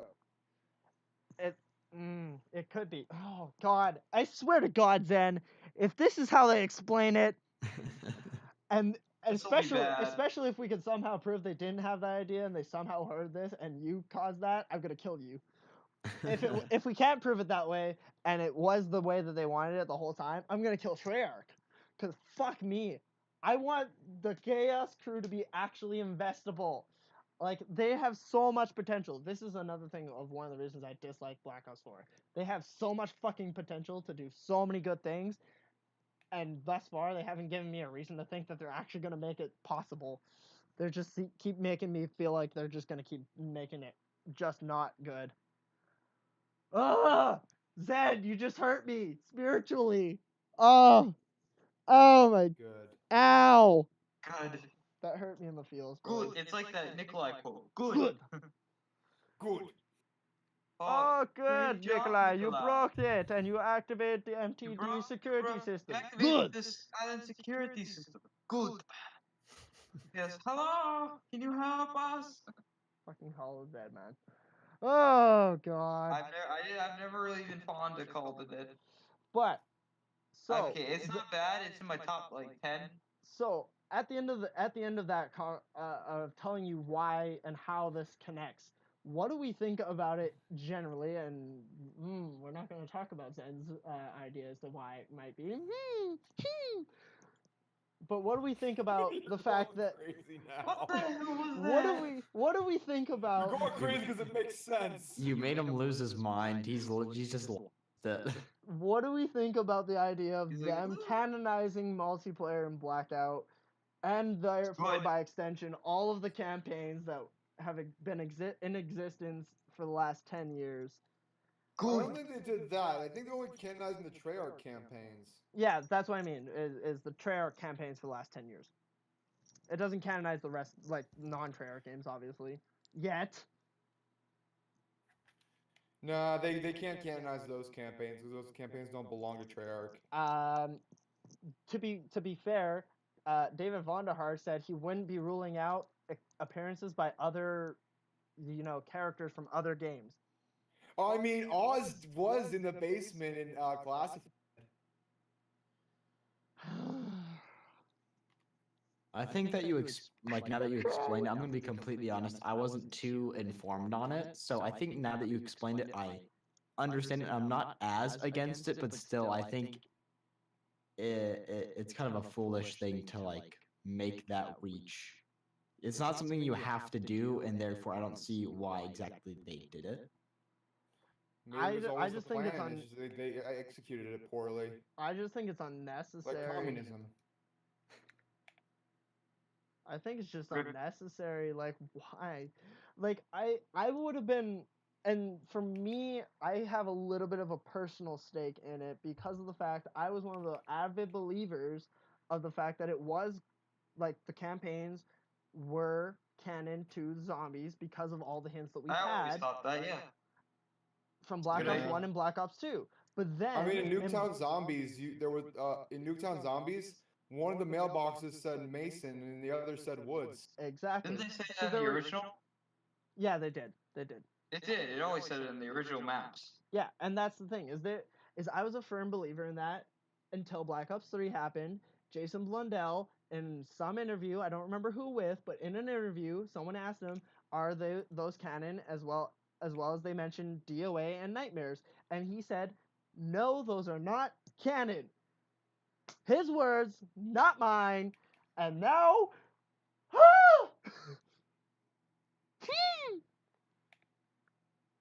and this is my biggest issue with Treyarch is they just Jason Blundell likes to ruin everything. He gets a kick out of it.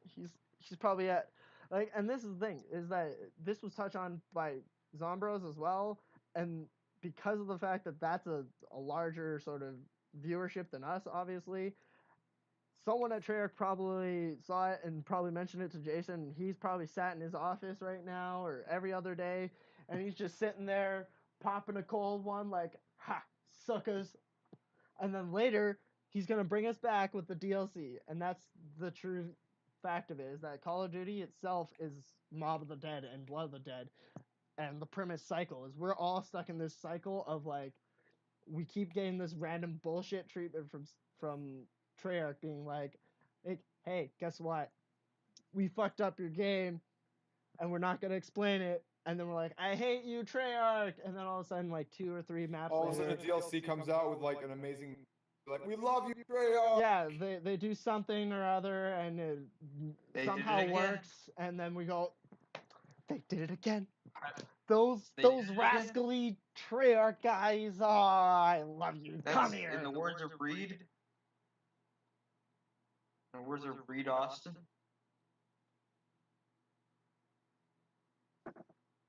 In the words of Oh. Reed Austin, silence. Hello.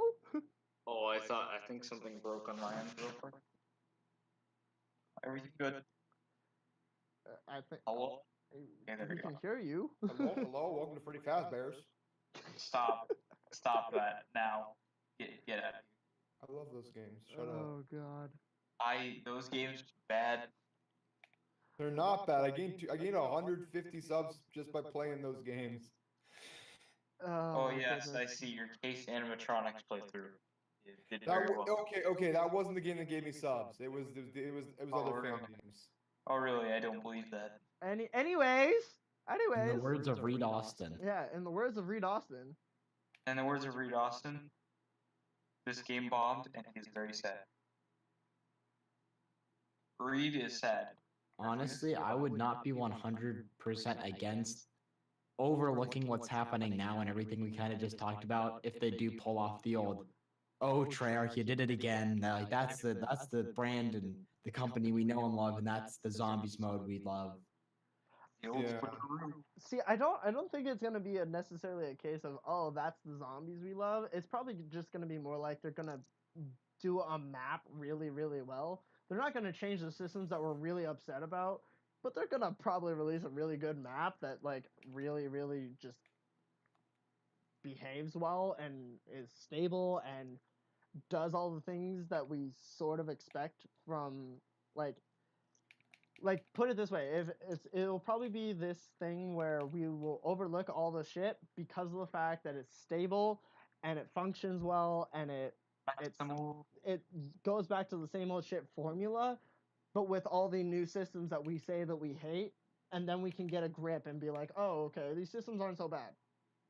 Like the new perk system that most people don't like. We'll get over it on a map where it functions better than And the where maps it's that we have. implemented well. I completely agree with that. Yeah, we're still gonna have the things that we hate. They're not gonna change those things because, well, it's a bit late to change most of them. But we're gonna get them implemented in a better way according to how they are on a different map entirely. You know, we're gonna get another map that bangs out like Horizon and everyone's gonna love it. They're still gonna have these systems they don't like, but it's gonna work just because it's on that map. That's gonna be what's gonna be.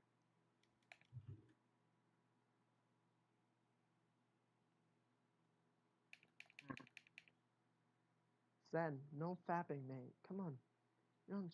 Dude, it's my scuff controller. Jesus Christ, calm down. Not in front of the kids. This is a family-friendly server. Don't fuck around like this. It's a What is- scuff controller. It's the This back ain't half even a of the server. scuff It's a controller. 4-member group chat. There'll be no fapping on my Christian Minecraft server, thank you. Sorry, sir. This is a Christian My server. friends don't No like my swearing. Christian. Hey, I'm a God-fearing Christian. Watch your fucking mouth.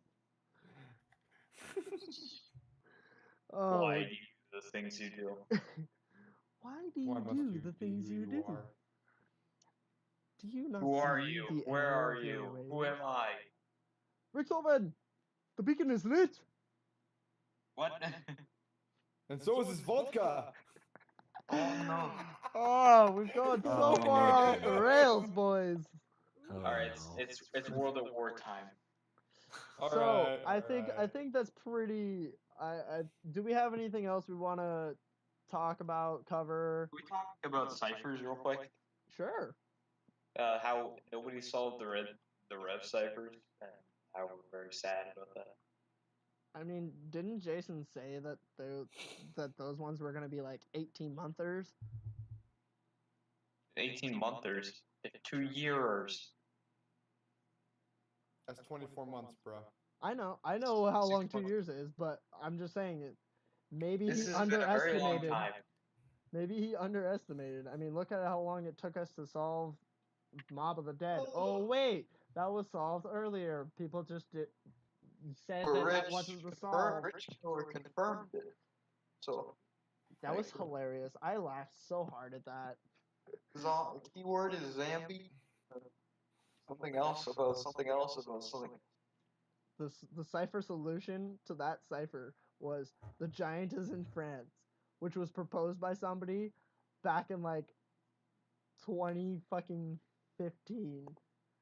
The giant is in France. I thought it referred to Doris being in France, but then I realized that was wrong, and that was the origin of the Yeah, it was basically just a hint to. It's his voice crack again. It was You just a have a hint. receding hairline. How are you still voice cracking? I don't though. Go look at his stream. He has a receding hairline. The reason my hair looks like that is because of the fact I'm actually naturally a blonde, and because of the fact I dyed Oh, it black, really? my roots are coming in. Yeah, watch any older stream. Oh, sure. You can watch the totally stream believe that's that. technically playing as the background on video right now of the Is that- podcast. Is that the Just Cause, or what is that? The background. It was not video Just right now? Cause, was it? No, I don't have any Just Cause streams. Hello? What is it? Tom Clancy's The Division? Is it Blackout? No. Usually it Game has Block. been Blackout, but right now it's World War II Zombies because it just. We I was finally like, stopped this has more. getting lazy with gameplay. Anyway, but like Not Raz 27 down there in the corner. You got anything to say? What do you think, Not Reed? Thanks, Not Reed. One second. this is a running meme. I gotta find some. I looked up Reed, and I tried to look up Reed Austin 27 on YouTube. Why is Brad Austin 27 the top thing that comes up? Infinite Warfare. Just type in You must tell him this. The top thing that comes up under Reed's name is Infinite Warfare. Are you kidding? That's great. I love it. Screenshot that. Send it to him. He must know. His favorite zombie. Actually, no, Exo Spread Zombie's the word. favorite. Like Like people What if subscribe to Exo YouTube Zombies comment. came up as the first thing under his name? That'd be great. I'm just gonna put Not So Rad Austin 27 over top of the gameplay right now. He's gonna be there until the end of the podcast. But yeah. As for the ciphers question, Delta, I think it's just generally just because of the fact that, like, first off, the interest in zombies as a whole right now isn't doing very well. The interest in ciphers is a very small niche community or part of this community, and thus it's just not making it so people want to solve it. Plus, again, look at how long it took us to solve Mob, which ended up being very, very simple. Like when Rich Killer got to it, when Rich Killer decided that he wanted to do it, it took him apparently like 10 minutes. And I was like, okay. That's very easy. It's like, all right, let's do this. Nice job, 10 Rich. minutes Which was- later. Oh, Which shit, I'm was done. the funniest part, which Who is must one of the be? reasons I laughed so fucking hard about when that was solved. Was like, first off, somebody else already solved it and proposed a solution, to which everyone else laughed that man out of the building and said, no, that's not the solution. And then it ended up being the solution. And then we took like almost 10 years to solve the cipher, and then it was solved in 10 minutes. That's just hilarious to me. Like, that is What comedy if, like, in order to gold. solve it, you just Googled that solution and went, oh shit. No, apparently the way he solved it was, and the reason nobody else could solve it was because it was in German. Why did nobody Yeah. think to fucking look and try to do it in German? We also had to remove like a line because there was an extra. Yeah, I guess, but Oh. in general, it's just like, Yeah. why did I escape everyone's sight to do Because it did, I guess. I don't the know. cipher in one of the primary languages of the fucking game modes, like, countries of existence? Like, hello? Christ. One of the primary languages, huh?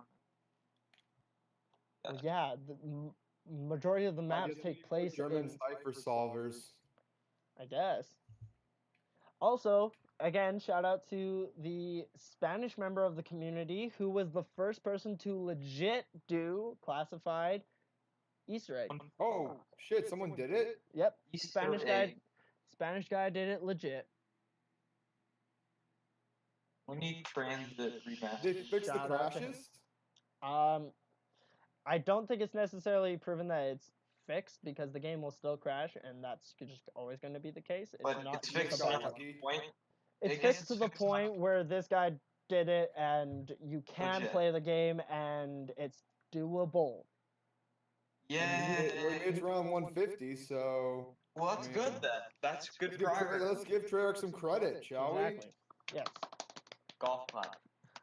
Credit to Treyarch and credit to James that got gentleman. golf I clap. don't have his name. I don't even think they brought it up on Zombros, but Alright, credit to thank him. Oh He's wait, a is member he of the that Spanish Spanish community. guy?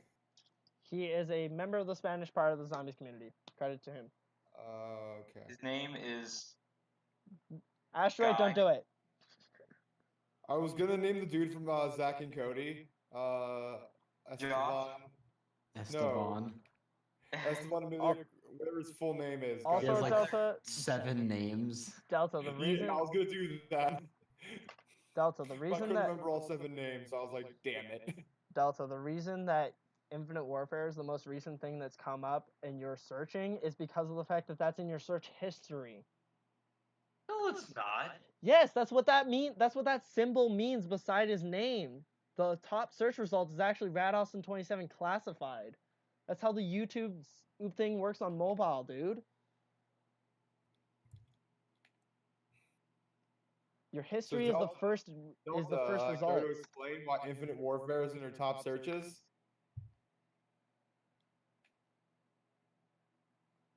That's how the system works on mobile. You Laugh. just- you laugh. What a lad. Yeah, the first things to come up in your search on YouTube mobile is always your search history. Not the most popular thing. Oh my god, that's actually hilarious though. I'm like, so Delta, can you explain why Infinite Warfare is in your most recent searches? And then he And leaves. fucking just bails. I'm out, boys. But like literally right now, I have nothing getting typed too in. Right now I have nothing typed into YouTube search, and my top ones are React MGK, Sweet Child O Mine Edit, and then Sweet Dreams. None of those are connected. They're But all they're all 80s things. music, and I love them all. I know what you're talking about. It's my playlist on YouTube. Either way, you're incorrect. That is not the top search thing for Ras and 27. It is the top search result, and I'll prove it. We need everyone to search it up. I'll search it up right now, and I No, guarantee for me you it's it's Blood not. of the Dead. And that's not my That's search not- history. It's not your I was search. thinking to myself, why is no clipping one of his most popular things? Let's explore. Yeah, it's one of like the most. That's one of the things he's most well known for. So I know it was my most recent search. So now I feel embarrassed because I messaged him that. Yeah, my top Oh. thing that is search history is Red Awesome 27 Zombros, and then the top thing that isn't my search history is Red Awesome 27 Blood of the Dead. Yeah, same here. Like, Then I it's got, Blood of the Dead for and then I me. have no clipping. Then I have storyline. Then I have reaction, classified, Revelations, World War II. We need Jim to be on this podcast. So Yes, yes, Jimbo. Jimbo. Well, until then, let's thank our guest today. Yes. Did we do housekeeping yet? Housekeeping of like welcoming James, because yeah, we did that. Did we ask him what his favorite map was and everything? We could copy Zombros by doing that. No, we didn't. Ship it over. James, Then we what can is your ship it over favorite to zombies map ever made by any developer ever? Origins. Oh Origins. dear. Yay! I Hate agree. me That's if on you my top want five. to, That's on my but top 5. It's not that I am going to hate you at all. It's just I personally don't enjoy Origins because of the fact that it's so long and tedious and so much running across the entire world. that is Yeah. very true. That is very fun. James was tortured by his ZWC2 experiences with his brother. Oh God. He's Oh, so yes, tortured. I just let the nostalgia completely like cloud my judgment of that map, so that's mostly why I like Origins, I'd say. Fair enough. I mean, and this was something that was on Zombros this week that I really enjoyed was when Nick, the guy that was one of the first in the world on Revelations, was talking about why he likes 5. I like his reasoning. It's a good reason. It's not like this map is good because the Easter egg's great or the Easter egg's fun or this or like most of the stereotypical reasons. He was like, I like 5 because of the fact that it was the first map that I became really good at because I had the strategy guide for the whole game and me and my friends broke it down and each and every single day we tried again. We had little improvements and then became so good at it. I like that reasoning. That's a good reason. Which for me, I guess that would be part of the reason why I like Verrucht, but I never really thought about it that way. But yeah. I mean, for me, it would be, I guess, my favorite map of all time. In that sense, would be Ascension, because that was the first map I broke 30 on. That's fair. My favorite map. Under that context or just in general? What?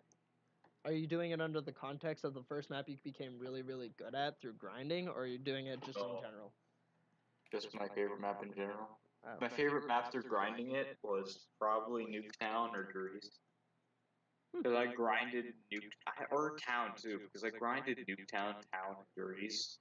Oh yeah, Nuketown.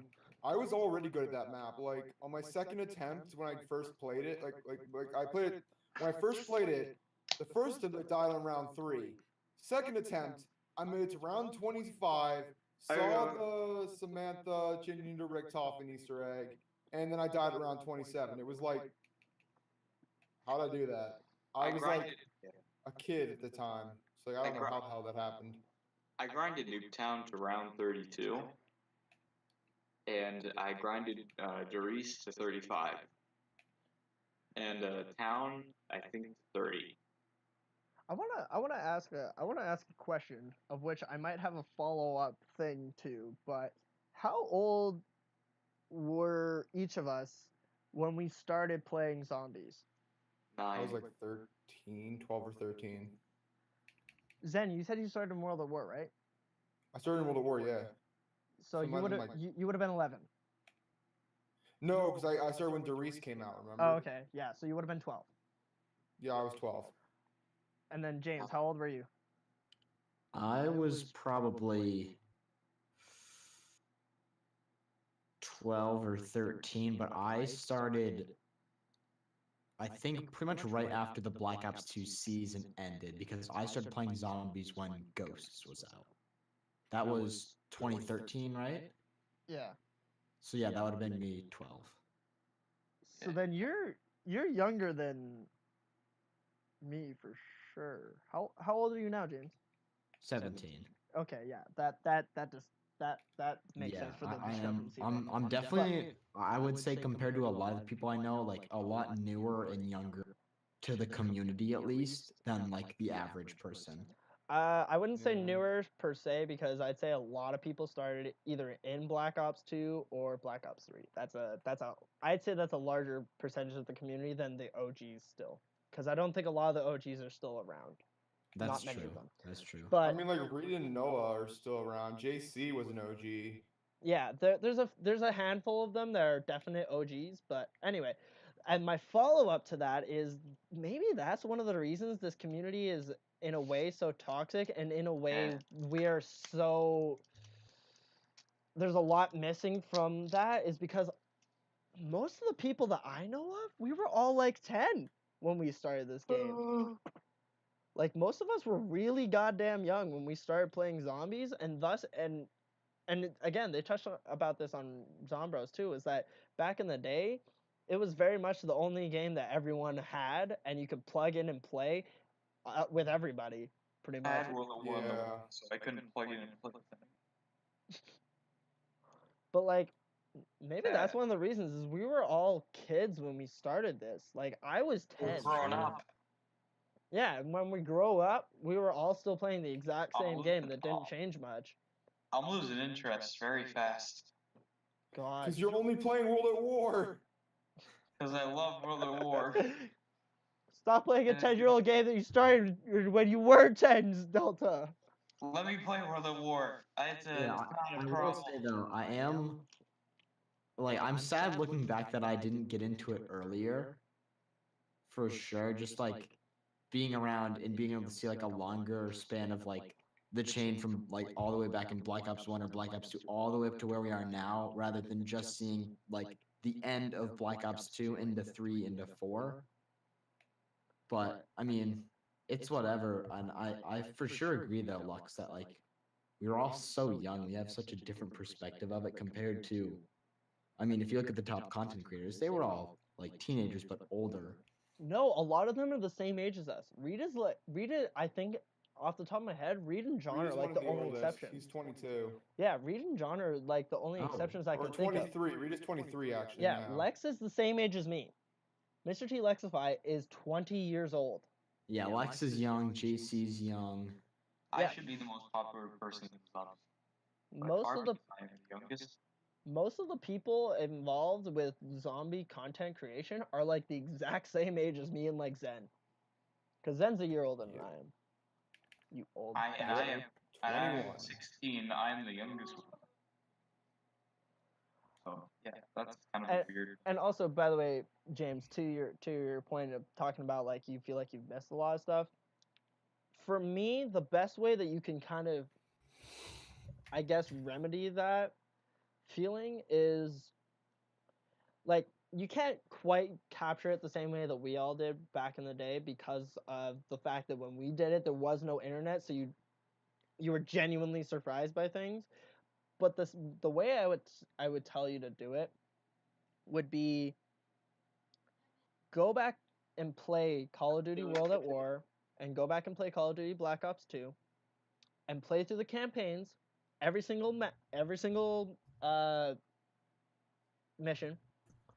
It doesn't matter what difficulty, just play through the whole thing, And then I don't know if they made it so that way that it still does what it used to do when the games first came out, or if you actually have to go out and then load up. But when World at War first came out, before there was ever a DLC, the way that zombies was discovered was either the end of the campaign, right? you ended the campaign and you were loaded into Noct without a choice.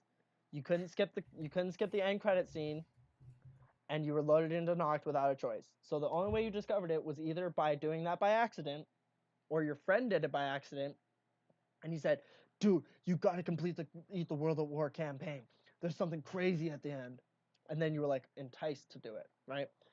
So Yeah. go through and play the World at War campaign, and if it still does it, because I know they updated it so that way you could actually load up and just do it by lobby, but I don't know if they, bless you, I don't know Thank if you you. can still do it that old method of play through the campaign and it will insta load you, but go through both the campaigns, because they did that again in Black Ops 1, where if you completed all the campaign missions, you would get loaded right into 5.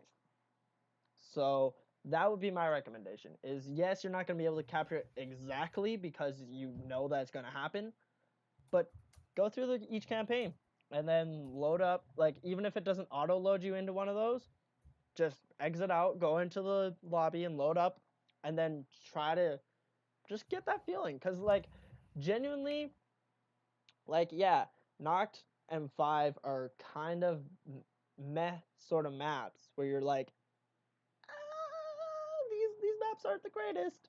But for introduction maps, and especially after you complete the campaign, and when you realize that both of those maps are like heavily reused assets from those campaigns, they're not so bad in that sense. Because you're like, okay, I can kind of vibe with this. Like, Nocturne and Toten is 100% top-down reused assets. 5 is about 99% reused assets. Okay. Yeah, I got you on I'll have to go back and do that at some point. When I have some downtime, just go back and kind of just do it that way instead of just hop right into a game and to hell with the campaign kind of thing. Yeah, and there you go. Oh I my just God, gave World you of I War's just gave you campaign some is one of my campaign. favorite campaigns. I just gave you some content, James. Do a did. live stream of that. Well, I going through started the to do the campaigns. World at War campaign, and then I just kind of fell off of it a little bit because it was getting closer to Black Ops 4 and everything. But Wait, I mean, James, you've never played World of War's campaign? I've played like 4 missions of it. Oh my God! So Have you did- played did- Black Ops 1s? Have you played Black Ops 1s? I think I've played everything but the last 2 missions. So yeah, I'm missing out on a lot. So you know what happens to Dimitri? Rip. I But think so. wait. Let me think. We know what happened. I know what happens. Yes. World at War, was World at War's 4th mission Vendetta, or was it the 5th one? I mean, I know how World at War ends. It was But forced. like, did you do the mission where you had to snipe the guy in Russia? Yes. Okay. Okay, So then yeah, the reason we ask is because of the fact that it's much different to have that mission be a mission you actually played than a mission you just know the events of. Like, if you actually genuinely played that mission, which you have said that you did, and it's much better when you play through the whole of World at War's campaign, but and then play Black Ops 1 exactly because that you get attached to, you get so attached to Dimitri. that You get attachment so that you get attached to to him. between Dmitri and Rezanov, and then the death, and you're just Poor Dimitri, my boy. he should have died as a hero. You know what the saddest part is? You basically watch yourself die.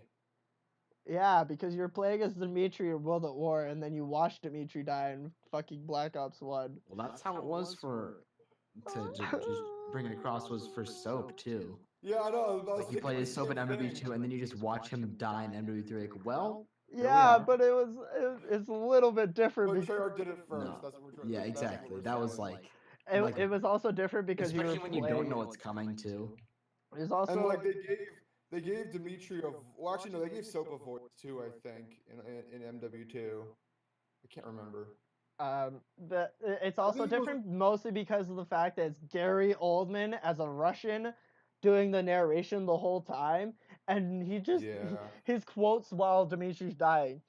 He would fought alongside me from the Battle of Stalingrad to the fall of Berlin. He deserved a hero's welcome into Russia, but Stalin had little need for heroes. Dmitry Petrenko was my Oh. greatest friend. He should have died a hero in Berlin. But instead, he died like an animal, caged up. Ah! Now you make me want to go replay that campaign. Both of them. Right? Damn it! I actually replayed it today. That's why I was thinking about it. Oh God! You guys have given me all sorts of content. Yeah. It's such Go a and good- stream it's that. such a good, They're so good. Honestly, Oh. Black Ops 1 is my favorite campaign of all time. New hashtag for anybody that cares about Blackout. Hashtag bring back Dimitri. He's Oh the my God. icon of fucking Call of Duty. He's an icon. Bring him back. If they make Ghost a Blackout character, I would actually not mind that. I like Ghost. I don't care if it would make no sense whatsoever. Well, and yeah, that's the thing too, is that Dave Vonderhaar did say in the Game Informer interview with him that he's not ruling out appearances by other games characters. So I would love Ghost as a Blackout character. Are you kidding me? which I think at the time was intended. Well, if you're a zombies person, you're thinking, "Oh, cool, I can play as the Infinite Warfare characters," or "Oh, cool, I can play as the World War II characters." Okay, who would be excited as playing as the IW crew? Who would I would actually be excited so excited for that. I'd be so hyped down. to just watch Poindexter get cleaned up. I'm not gonna lie. Just watch him get like run over by an ATV or something. My fine thing I've ever seen. Right? Then all the people that Or really no. hate Imagine like Marlton, like, oh, I'm calculating the speed at which, and he just gets his ass run over by a truck. Right? That's the Russ thing. Smith's like, That's "Russ one of Smith the has no things. time for That's one of the reasons Treyarch might specifically do it, is just so that way all the people that really hate those characters from other developers, or really are like, Treyarch is the best, they can be like, oh, look at this, a Treyarch character killing an MW character. Get fucked. No, just wait till like they introduce World War II characters and you be like hiding behind a tree and just from behind you hear, oh hell, and then you just die. Oh, this is great. Oh my God. But yes, I want more. That's his line whenever he dies. Oh hell. just Fucking great. just as you're bleeding out, you just hear oh hell, and then that just cut to black. It's the end of the game. Instead of hearing like the God. normal oh hell. Oh my God. Oh no. All right. Well, I think we touched on everything that we need to touch on. 2.5 hours later, by the way. Yeah. Wow. I will still say this. Asteroid Delta needs to do some fucking explaining. He's gone now because he needed to go, but he needs to do some explaining as to why Rat Austin 27 Infinite Warfare is a top search result for him. Just gonna point that out. And keep up the great work, Treyarch. You are making good progress. Please keep it up. Stop giving us only premise. I don't know what else to say. I just say like generally just don't give up hope too. Yes, to the community out there, please don't give up hope. Good things are coming eventually. Just please. Like, I know I definitely appear as very toxic on Twitter. I'm not trying to be a toxic person to the community. I'm trying to point out that this community, like my hopes for the community are this, that no matter who's developing zombies, like let's say one day Treyarch stops making zombies entirely, and we're left with only IW making zombies, or we're left with only Sledgehammer making zombies. I don't really care who, but I want a community that can live with that. That can look at the fact that, let's say Black Ops 4, the Chaos Crew bombs so heavily that they don't want to continue it anymore, and they end Ether, and they're happy with it, and they're like, you know what, guys, it's been a good run. We're gonna stop making zombies now because we want to finish at the prime of our game and be done. And then, you know, say IW or Sledgehammer stops too because they're like, ours didn't go so well. We'll leave it up to the last studio. I want our community to instead of being like, are you kidding me? Like outrage, because it's gonna happen. But instead of doing that, make it be like, okay, we're outraged at first, but we can live with it. We can live with the fact that, you know what? At the end of the day, IW Zombies it's campy, it's weird, it's not even my cup of tea. It's not a thing that I was like, yeah, this is great. But I will, if it was just up to them now, I'd be like, okay, I'm happy with what I got from Treyarch. I'm happy with what I got from Sledgehammer. And if it's just IW carrying it on, you know what? I can live with that.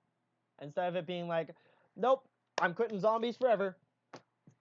I want a community that can actually live with each other. Like, I don't want people being toxic back and forth between Treyarch and non-Treyarch. Like, I know that I definitely appeal to that audience, and I seem like I will really support that, of being like, but Sledgehammer is so much better. I do genuinely enjoy Treyarch Zombies. I do. There's just a lot of things I'm like, I don't know. But my favorite Call of Duty Zombies map by every single developer is still a Treyarch map. Still a Treyarch map at the end of the day. And I just want people to get a grip on reality and stop putting Treyarch on a pedestal and bring them back down and make it so that way we're all just fans of the game and we all have different tastes. Get a grip.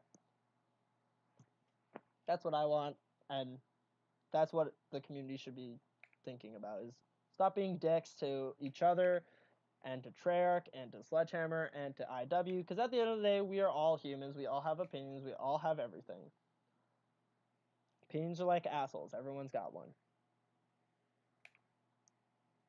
Okay then. Oh my gosh. So yeah, to close out the podcast though, I want to thank James or JBradyGames for coming on the podcast. Thank you so much, sir. I appreciate your input. You know, you brought up a lot of good points today, and you are welcome back anytime you like, sir. Just hit up me, Delta, or Zen in the DMs, and if we can get you on again, we'd be happy to. Yeah, thank you so much, guys. It's just awesome time getting to talk to some other zombies guys. Just really just being honest with what's going on and not just kind of thinking those things to myself or putting that through just my content. Is actually just getting to talk to other people about it. So thank you so much for having me on, and definitely would like to do this again in the future. Yeah, we don't tiptoe around. We don't tiptoe around here. we are brutally honest with each other, even if it means screaming at each other, because at the end of the day, between Delta, myself, and Zen, we're really good friends, and we can, at the end of it, we could have a shouting contest on Lux Crew, but still have that time where we come together and we're like, you know what? Agree to disagree. Sorry, lads. You know? Yeah, exactly. And of course, I want to thank Zen for being here every single week. He has been a great friend of mine, and I thank you so much, sir, for being involved in Lux Crew. And I will thank Delta in the DMs because he's gone already, but thank you, I'll say it as well, thank you, Delta, for also being a part of Lux Crew. And I actually firsthand watched somebody who was very passionate about zombies decided to leave zombies as a community recently, which was a gentleman by the name of Spike the Wolf, who is one of the hosts of the Zom Squad podcast. I wish him the best, but I genuinely hope that at the end of the day, we as a whole community can reach a better point. Agreed. And that we all can sort of achieve it together instead of being the way that we are. Hopefully, we will all reach a better tomorrow. Agreed. Like I said before. This has been Lux Crew. Hope you all enjoy. Thank you as a viewer as well. All of James's links will be in the description below. Be sure to hit him up. He's got some pretty dope content. And yeah, we will see you in the next